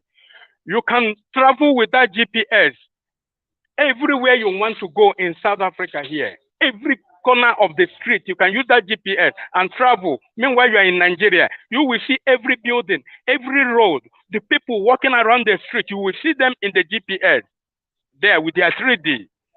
So what they do is, what that thing help them is, when there is emergency, you call police. Police use it. They track wherever you are and come for rescue or whatever emergency you call them for.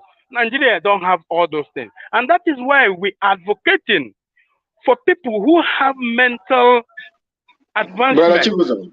Brother Chibuzo. Right. Yes. You are talking of digital addressing system, right? Yes. Yeah, it's good. Yes. We use it here in Ghana. We use it here as well. Okay, fine. So now, this flood that you are seeing here, that is happening in Nigeria, please have to round off your submission. Okay. The drainage system in here is completely underground. 1 to 3 two-story building underground.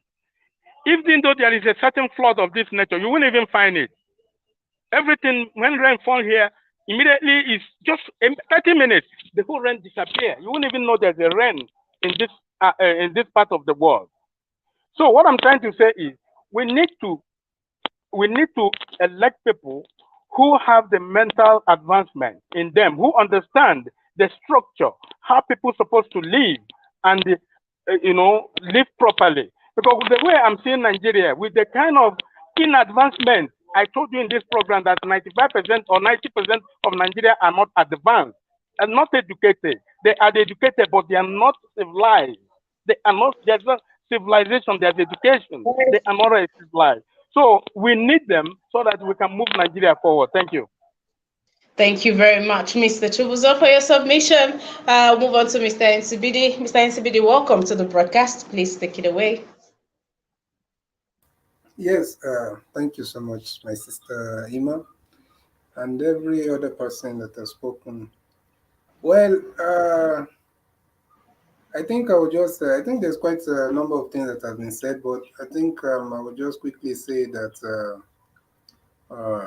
this issue of flooding, and it's good that Mr. Nigeria Watch showed the video, because we need to understand that there are some things that a governor cannot do. I'm sure we know that there are even roads that a governor cannot repair because of it has been federally kind of assigned. It's kind of a federal, thing to do. There are some things that there are some waterways that the governor cannot construct. So there are so many things that a governor cannot do, and that is where we see the flood ravaging that happening across the country. So for the brother that was saying that what did Obi do with 80 billion he left or whatever? The thing is that in a place where things work properly, you don't use money for, let's say, education to go and construct road. And apart from that, that is why people are following Obi. Due process, do things the way it's supposed to be done. And if we can get that right, a lot of things will be, will work out. And you're saying something about ghetto and all that stuff. So Lagos that is experiencing flooding, including Banana Island, and now they're expecting flood in Lekki and all those places. Are they ghetto? So there are some things we need to be. If we don't know some things, I advise us that instead of maybe making it look like showing our ignorance, it's better we go and probably do some research, or maybe just keep quiet, or just divert say something that we know. So that's just the simple thing. Flood, yes. From what from what the video that Mr. Nigeria was showed, we could see that he did as much as he could then. Did he do enough? I don't know. I don't think so. But I believe that he did as much as as he could. And definitely, when somebody like that is in the helm of affairs of the country, then we won't have this kind of situation, because this is a nationwide problem.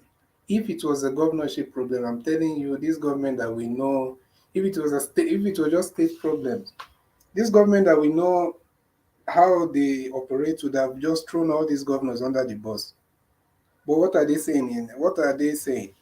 They are giving themselves 3 months to come up with something to do, because they know it's their fault.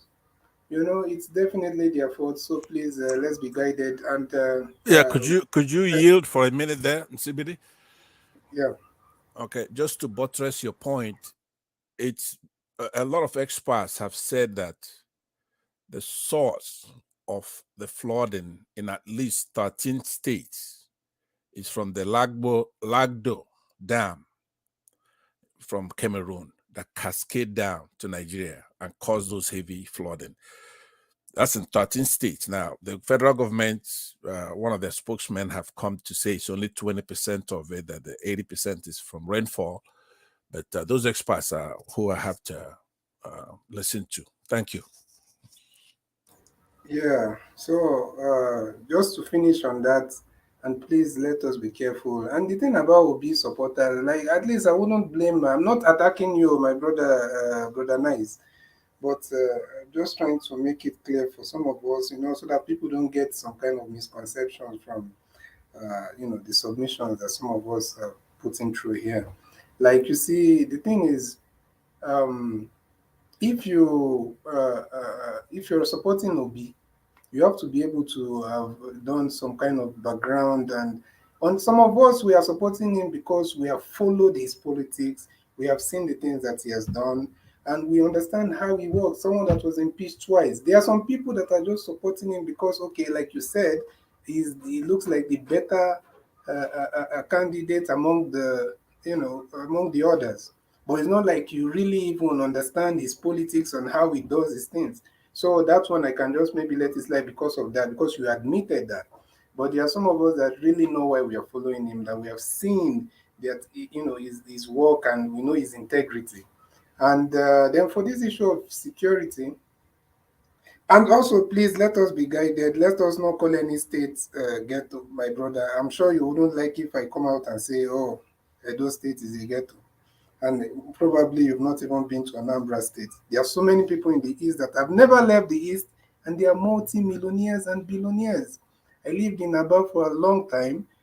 I can tell you that I know quite a number of people that have never lived any other place, and they are one of the, they are doing very well for themselves. And please, until you go somewhere, let us not draw any conclusions on those places. Then this issue of insecurity, security alert. The thing is that we have seen it very clear that this insecurity thing is something that these people are not willing to expose exactly what is going on. But for some of us that have been following, just follow simple news. You don't even need to do too much analysis. These people have said it time and time again, including the people that are in government, that they are sponsors of these things. So me, I feel like this whole insecurity that we are seeing is it's man-made. It's man-made by some of these power-hungry, corrupt politicians. And unfortunately, probably it has escalated beyond their control, maybe. But at the same time, they are the ones who open the gates for all these things to come in. And unfortunately now, it's going to chase all of them, including the Abuja that they felt is like a safe haven, So it's just quite unfortunate, but let us keep hoping, and everything will happen the way it's supposed to happen. Thank you.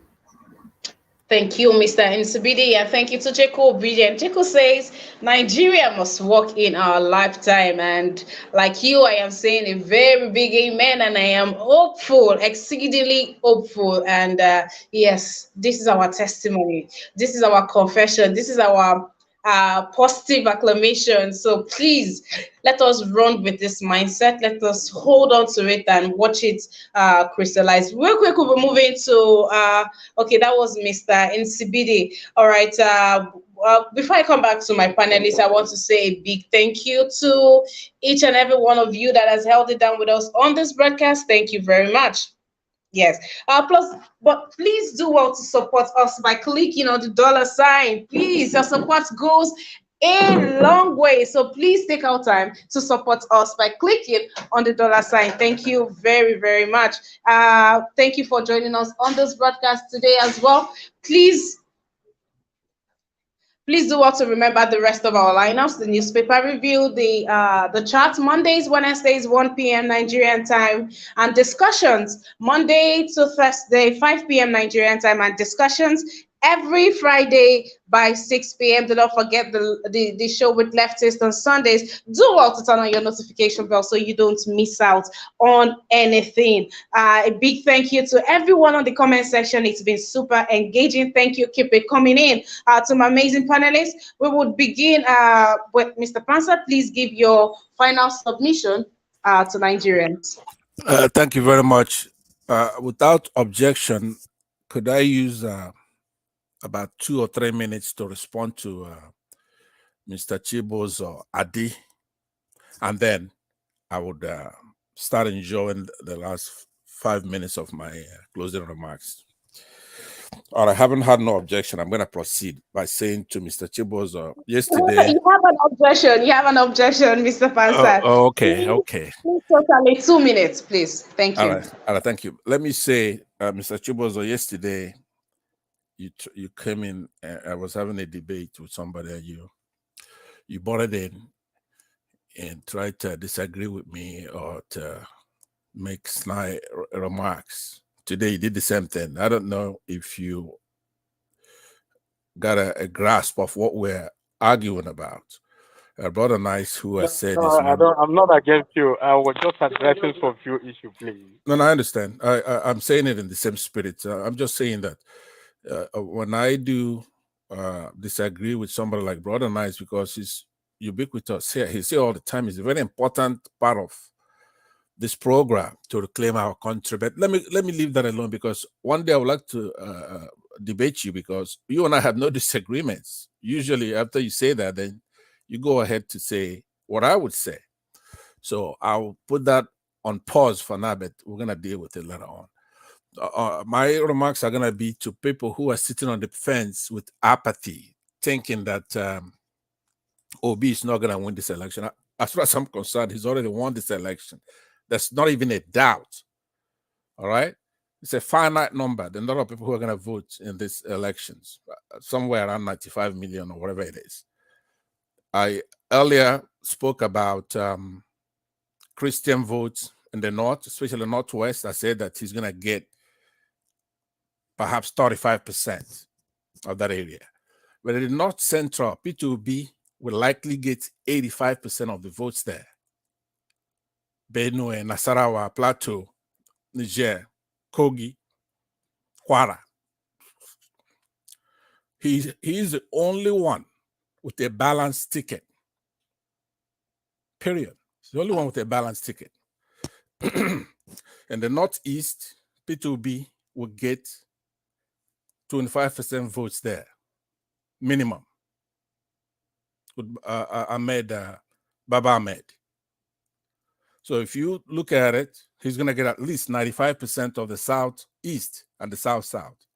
These are conservatively speaking. Tinubu will probably get about 3%, and Atiku will get about 2% of those voters. P2B is going to win Lagos by a massive number. It's going to beat Tinubu in Lagos. So don't worry about tribalism. Those who are under that canopy. Okay? Christians have had enough of being marginalized, especially in the North. They're not doing it because of the religious tenets. They're doing it because of the doctrine of federal character. That's in the Constitution. These are usually quiet people that get along and they do what they have to do to have a strong country that's unified. But they've had enough. This is absolutely insulting. They don't have, in this APC government, there's no Christian in any capacity in their government. So let's just leave it there. Go out there, get your PVC, go out there and vote. Rigging, it's not going to be done by God or somebody like that. If you rig the election with this Electoral Act, I was going to say something to somebody about that. They mentioned something in the past. Don't go by 2015 and 2019 or prior. This is 2022. We have the Edos. We have people from South. We have the Igbos. We have the Yorubas, reasonable Yorubas, and sensible Hausas, and the Fulanis, who are educated and want a good country. And trust me, the Nigeria character is going to show. Nigeria is not going to go choosing this old man, corrupt old man, over somebody who has the ability to put the country together, unify the country, and solve these problems. I have more faith in Nigeria than most people. So I thank you very much for the panelists we have here. And this particular station, I again urge the Obidati movement to do everything to support this station, because I've never seen a clean, honest platform. This is it right here. Emma, thank you very much. Thank you very much, Mr. Pansat HDI, and I very, very much agree with your last statement. Thank you very much. Thank you to each and every one of you. Big thank you to my dearest big sister doing big things now, Bella. Thank you very much for your donation. Thank you for your consistency in supporting us in donating to the platform. Thank you very much. Thank you. Thank you to each and every one of you also that takes our time and makes it a point of duty to support us also. Thank you for your consistency. Thank you. Thank you for your show of love and support. Thank you. God bless you. We're encouraged by such gesture. Thank you very much. If you are yet to, please take our time to support us by clicking on the $ to the right on the comment section. Thank you very much. All right, we'll move on to Brother Nice. Please, your submission in 1 minute, please. Yeah, thank you, Miss Emma. I see that a lot of people are reacting for my comments. Mr. Pansa, don't get it twisted. You understand? What I'm trying to let you understand, I'm not a supporter that do follow. I don't do say baba. If I'm supporting you with my full-hearted, I checkmate you at the same time. Even my own family, I do the same thing. I'm a very frank person. You understand? I support Peter Obi. It does not mean that I'm a coward. I checkmate him. So that is my right. So anybody that I'm supporting, I support them with my full heart. At the same time, if something is not clear about their performance, I question it. And nobody can ask me any question about it. And nobody has the right to be angry about it. So this is not a president. He's not going to be a president of Igbo people. He's going to be a president of the full Nigeria. He's going to be my president. So I have the right to question anybody that is coming to become the president of that country. You understand?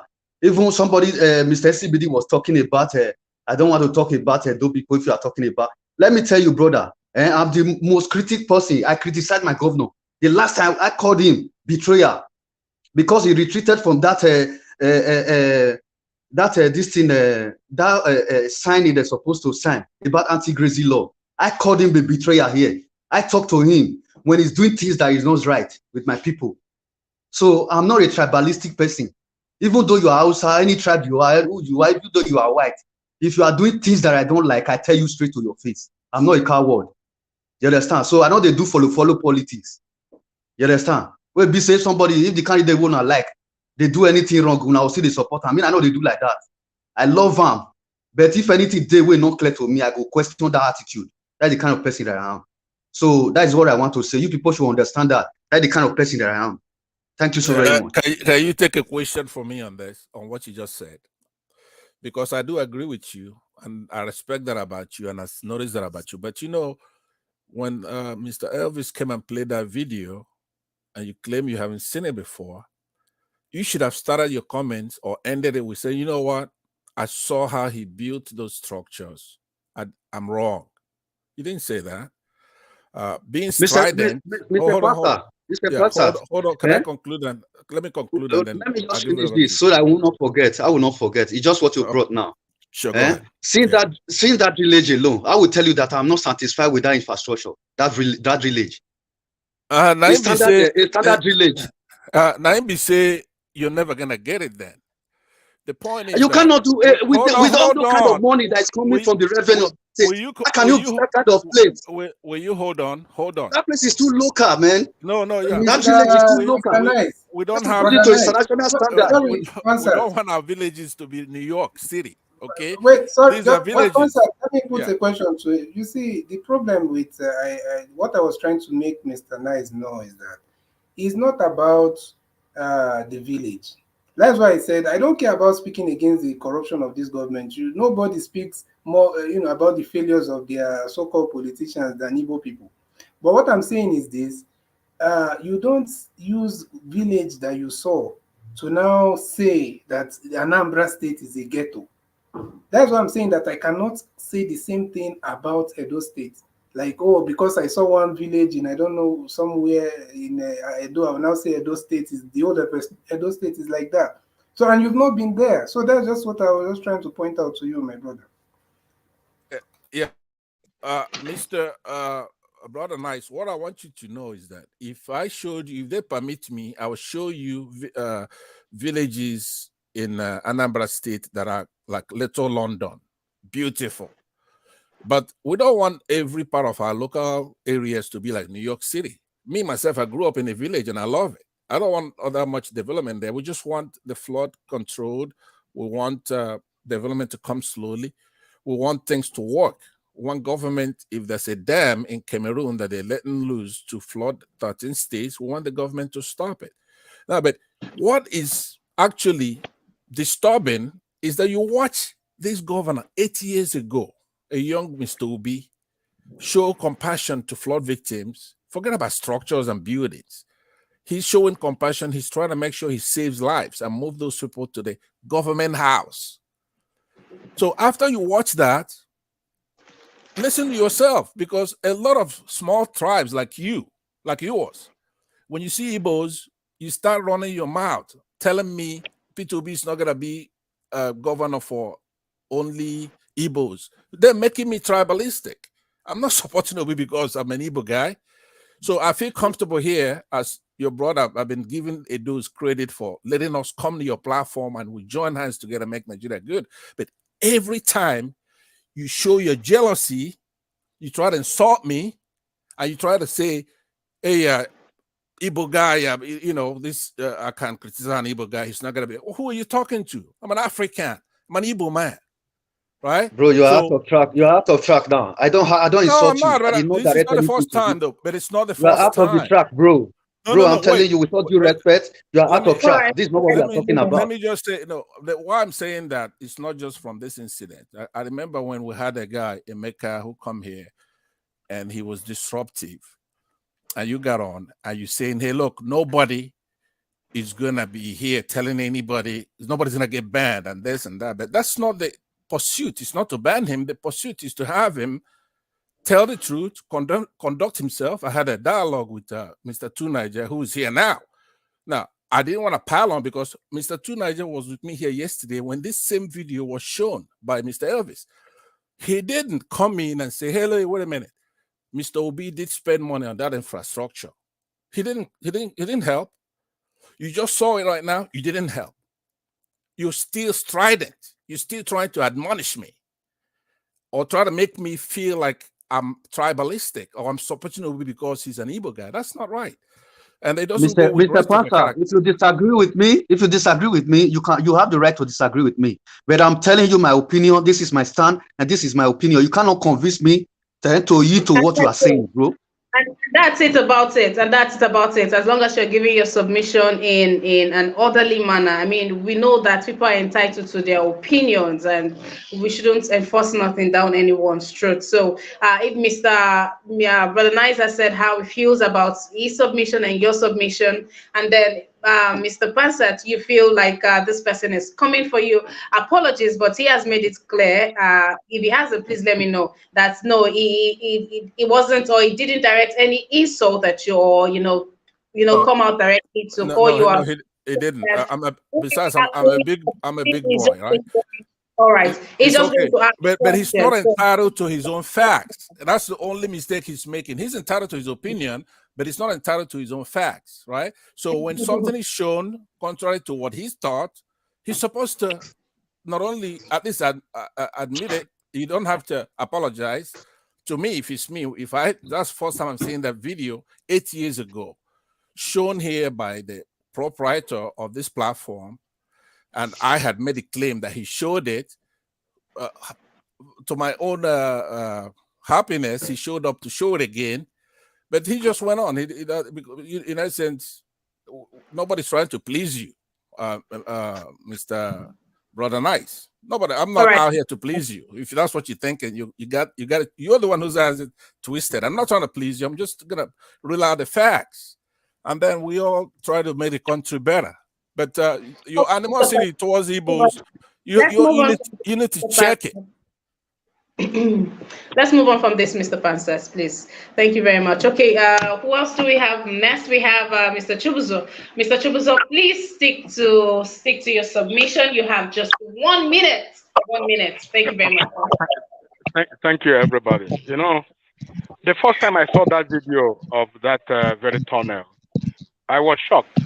I couldn't believe that we will have somebody who can think like that. The only thing I was against in that construction was the finishing. Because when it comes to erosion, what you do is to control the finishing. Because if you don't control the finishing, that will last maybe some few years. The whole thing will collapse. Because the edges of that construction was not perfectly done. But for him to have that mind to build that kind of massive project, that to show you that there was something in his mind. Although maybe the contractors are the one did it like that, but that guy did very, very well. I will not lie to you. That is a perfect job. He did it. He controlled the erosion, and that was it. Thank you.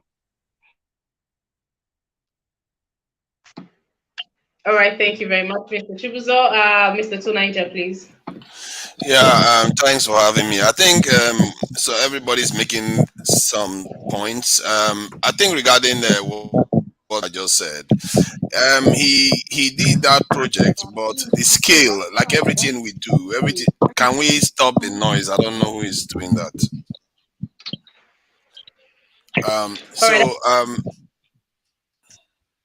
Yeah, the idea behind it is that we do stuff. It's not like we don't have power plants, but the scale is a problem.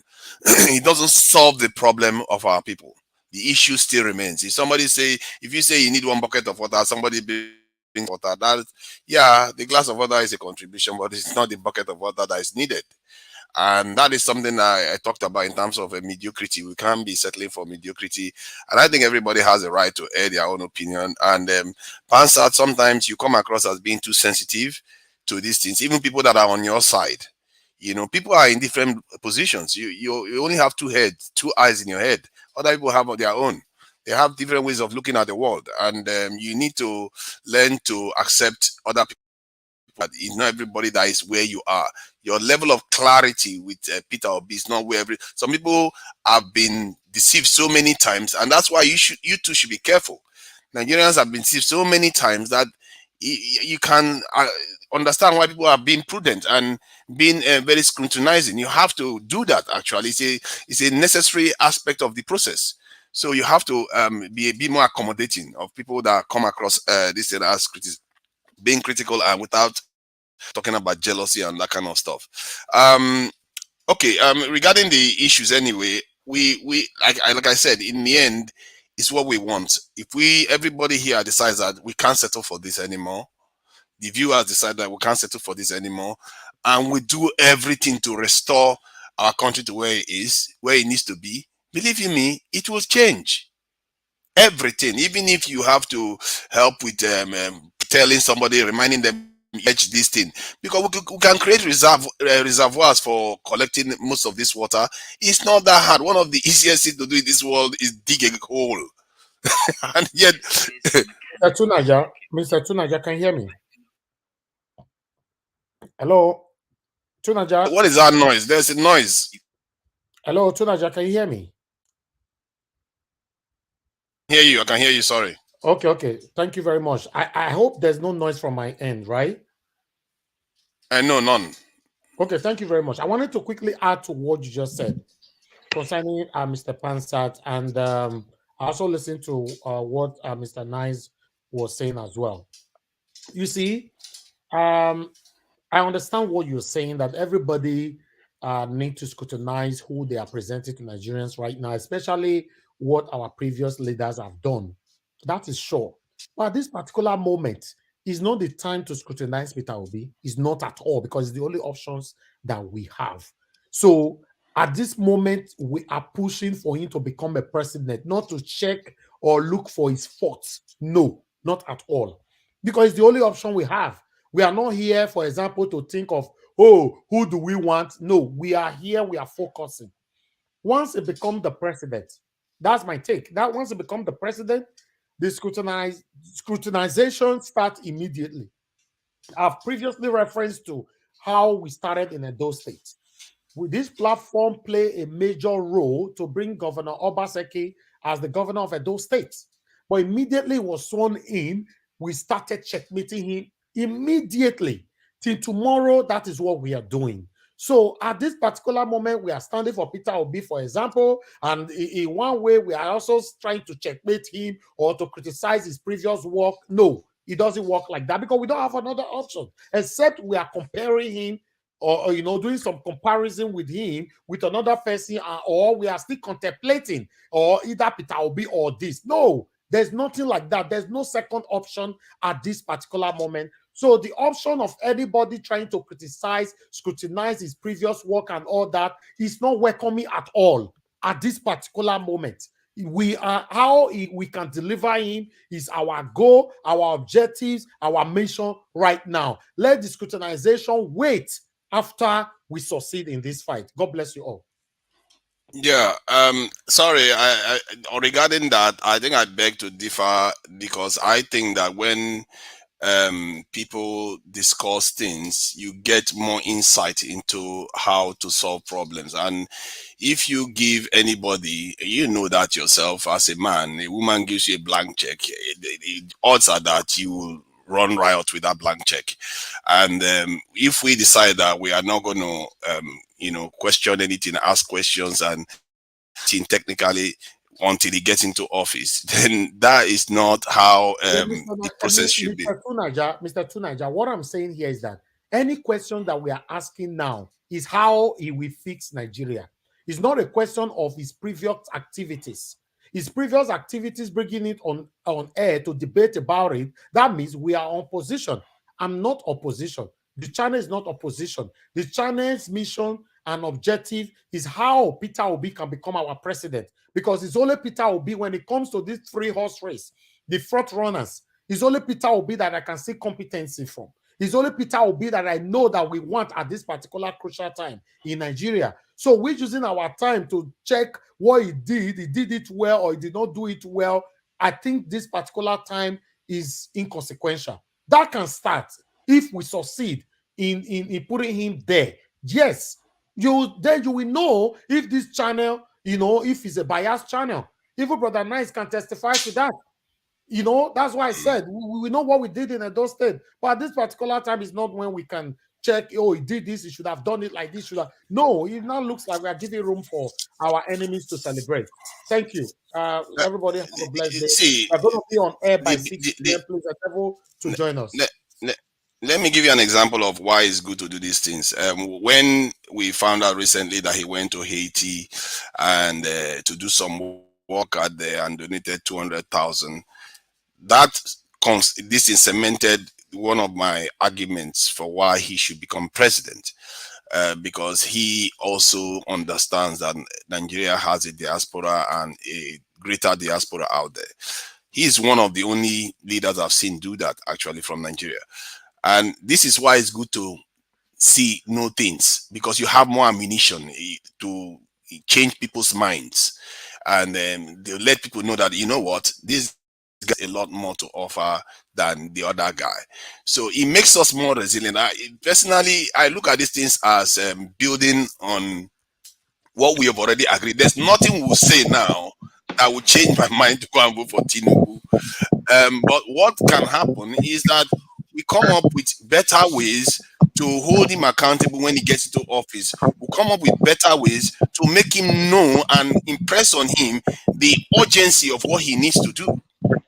Those are the areas I'm looking at. If you hear do I approach it? I say the people.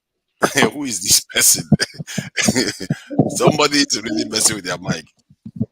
Mr. Tunaja, please wrap up your submission so we move on, please. Yeah, but somebody's messing with their mic. I don't know.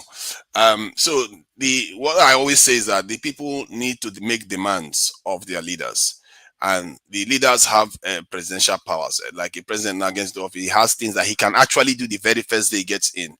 If you can make something that is important to us, like commissioning this in the dam project to stop this type of flooding, if he has the power to do that, you demand it before he gets in there. Because you know, the very next day he gets in there, he should sign it through. He doesn't need the Senate, he doesn't need the Congress or anything like that. You see what I mean? So this is why I'm having these conversations, to come up with formulas that we can use to hold them accountable when they get into office. Because you can shout at the Obaseki all you want, he still go ahead and do what he wants to do. That's the problem. Get in and you don't have any medium, any way of holding them accountable to what they promised you. Then we are back on the same ball that I'm trying that we can avoid. Thank you. Dr. Niger, thank you very much. Mr. NCBD, please, let's have your final submission in a minute. Yes. Yes, my sister, thank you. I think Mr. Niger Watch has said exactly how, I've been thinking about it. The thing is, at some point you need to ask yourself, what do you want? Because this stage of scrutinization that Brother Nice and Mr. Tunaija is talking about, these are some of the stages that we were during probably the primaries of, like for someone that knows me, even a particular platform I was usually frequent on, but not so much nowadays. My name was in CBD, then I'll be there, I'll put Peter Obi and all that. And that was even before Peter Obi declared running for anything. So that's why I'm saying that this thing of supporting Peter Obi or whatever is in different, levels. There are different stages and all that. Because at some point, you need to understand that you need to be focused. So far, if by now you still want to scrutinize Peter Obi to know if you will follow him, then it's clear that, in my opinion, that person is just probably disguising because of they need to, in a platform like this, that it's clear that is a platform that is pushing Peter Obi and that supports Peter Obi and Labour Party. Some people probably will come on here because of they won't want to really say exactly how they feel. But so, in my opinion, by now you should know exactly where we are heading, and the other scrutinization. This is not a platform that will support evil. So, but as it is right now, we already know that the person, the road to freedom from economic bondage and his insecurity and all these problems we are facing is Peter Obi. So when we get there, it doesn't mean that the channel will not checkmate or try to scrutinize the performance of Obi. So at the moment, please, my brothers and sisters, let us know exactly what we want. This is the problem of many of us have as Black people, as Nigerians. We are so anywhere belle face kind of people. So sometimes we are counterproductive. If you go to the developed world, these people, they have even someone sitting at home, an ordinary citizen will tell you is either a Republican or a Democrat or an independent.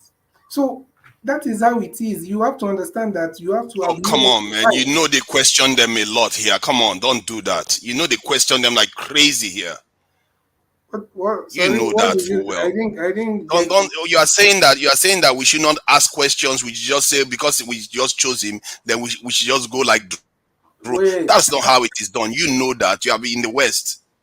Calm down, calm down, my brother. I'm saying that obviously they question them, but no matter the kind of question that people threw when Biden was running, for example, did you think that it stopped the people that believed in his ideals? Did you think it stopped them from voting for him? The same thing with Trump. Exactly. No, that's why it's not going to stop us from voting for Peter Obi. We just want to know. There are so many people right now that supported Biden that right now are saying that they supported him because of the ideology of Democrat Party, but the Democratic Party, but because of they are seeing that there are some things that there are some performances they are not aligned with. So it doesn't mean you stop talking, but you have to have a base. You have to have the major reason why you are following someone. So we cannot be discussing that by this stage when election is less than 3 months to go. So if we are still discussing that, then you have not made up your mind. Probably you are undecided. Mr. CBD, Mr. CBD, can you hear me? Yes. Okay, thank you very much, sir. My brother, to Niger, I understand that everybody are entitled to ask questions. I'm not disputing that, but at this particular time, what kind of question do we still need to ask Peter Obi? The kind of question we're supposed to be asking is a way forward. How will you fix Nigeria? How will you do this? How will you do that? Not like retrogressing by saying, oh, when you were in Anambra, you could not do this. That means we are sitting on the fence. That's what I'm saying. How will you fix Nigeria? How will you? That kind of question, I don't have no problem with that. We are not doing primaries here. We already have a candidate, for Christ's sake. And everybody is already... I agree with you on that. Yes. I agree with what you just said. Because there's difference between criticizing the past and actually thinking about how we can actually hold him accountable. That's what I'm trying to say. You can ask all the questions about the way forward. If that's what we're talking about here, I won't come in. That's fine. You know, Peter Obi, make sure, even me, I have my own question because I want Peter Obi to tell us, but I get to realize that he cannot say it right now because I'm very, very sure that Peter Obi have a lot of reservations in terms of who he will put in prison and all that. He don't want to reveal it yet. That are part of my questions, which I can see that you have not talked about, but I don't want to force him. I want him to get there first. But for me to come here now and start saying, oh, he did a drainage when he was Anambra governor, he did not did it well, and you say you are supporting Peter Obi. No, you are standing on the fence. Thank you. Yeah, Mr. Najawash, please, let me just say something. But you know this thought, it started from Mr. Vi Maswe. He questioned those things. But nobody attacked Vi Maswe. But why is it that, is that me that said yes, I said I accept what Vi Maswe said. Why is it me that is the one they now focus on? If it's not tribal issue, why they did not request to Vi Maswe? Brother Nice, please hold on. To be honest, your contribution in the past or Vi Maswe in the past, I did not listen to it at all. My attention was drawn that Mr. Pansat wanted the video to be played, and I came here, I played the video. To be honest, I don't even know why I played the video, but all I know that you people needed the video. That's all. But now I followed up afterwards, and I get to know that, yeah, one is saying this and saying that. Nobody's attacking anybody here. We are arguing, disputing, disagreeing, and opposing each others. That's fine. It's a normal thing. If you have a platform where a plain discussion where nobody opposes anybody, there's no problem. I've been here so many times when people are telling me to block 2Naija, block 2Naija. Why should I block 2Naija? 2Naija is part of this platform. Whatever is entitled to his opinion. Brother Nice is one of the foundational person here on this platform. But the truth of the matter is that everybody must understand, including me, myself, that is talking right now. Anybody can oppose me. Remember, I've always shown myself. I've displayed myself to let people know that I'm not perfect. So in case I come here tomorrow, I talk anything way, not there aligned. If you criticize me small, you rest, because I never felt tell you before, say I'm perfect. The same way Brother Nice is not perfect. The same way Pansat is not perfect, or 2Naija. But the truth of the matter here is, we shouldn't focus on the past because we only have a candidate now. We are not talking about aspirants.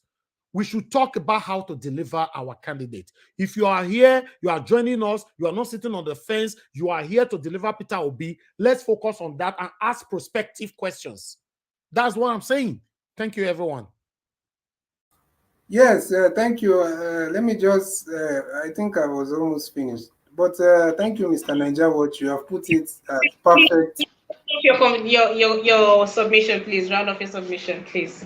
Yes, thank you, thank you. Yeah, so Mr. Najawash has put it in the most articulate and perfect way possible. So the thing is that, please, it's not about, we can ask all those questions. Let's ask now constructive questions, not foundational questions, or should I say not questions of people that are still, maybe we are thinking these people are still aspiring, like I want to be. So at this point where we are in, once you know that this person is the best person among those that are there, you don't try to now sabotage what they are doing.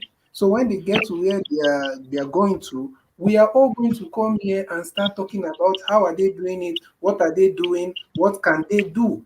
So please, let us not be counterproductive. Thank you. Thank you. BD, thank you very much for your submission. A big thank you to everyone on this broadcast. Mr. Vi Maxwell, your final submission, please. Thank you so much, Sister Emma. And my own position is this. If the right things were done when it was supposed to be done, most of the problems Nigerians are passing through today wouldn't be there. Even if those problems will come, it will not be devastating as this flood. I am speaking on the irresponsibility of the present government and the past government, and I still maintain that. I have reservations for Nigerian politicians because they don't have the interests of Nigerians at heart.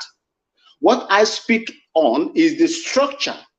The Nigerian structure made it where made Nigerian politicians to behave the way they are behaving to Nigerians.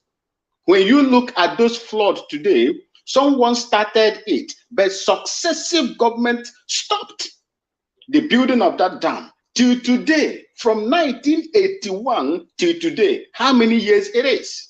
Someone must have been a professor right now if that person was born at that time, or even more. Mr. Vine, mention the government that stopped it. Let's not just be doing a blanket statements. I don't have much time. I don't want to. All of us know the history very well. Like you spoke here, everybody know the history, and we've researched. It was Buhari. If in case you want to know, it was this same man that stopped it. In case you want to know, let me go in there. The Shagari started it, and this man stopped it. And after him, successive governments did not deem it fit to construct that dam, knowing fully well the devastating effect every 10 years when that Lagdo dam is, released, opened. We should not be talking where we are. We should not be talking the way we are talking today if the right things were done. And within those period, Nigerians, did you hold these people accountable? Because it was not devastating. Nobody cares. Now, structural problem, that is the problem of Nigeria. And if P2B is the right person that you want to be there, I believe that Nigerians can do what they're supposed to do and what they believe that is of their own interest. Do what you know that is right for you. Today, if you go back 6 years ago, when the American man was talking, the congressman also was talking about Boko Haram, they say America can do it, but Nigeria is not a priority for them. That is to tell you that you can make and unmake your country. You can decide whether your country will be down the line or above the line. That is how I'm going to do it. Sister Emma, thank you so much. All right, thank you very much for that, Mr. Boy Maxwell, and a big thank you to each and every one of you, my amazing panelists. And when I say my amazing panelists, my boss is included in this list. Mr. Niger Watch, it's good to have you on this broadcast. So like every other panelist on here, I am putting you on the spot. Let's have your 1 minute submission to Nigerians, sir.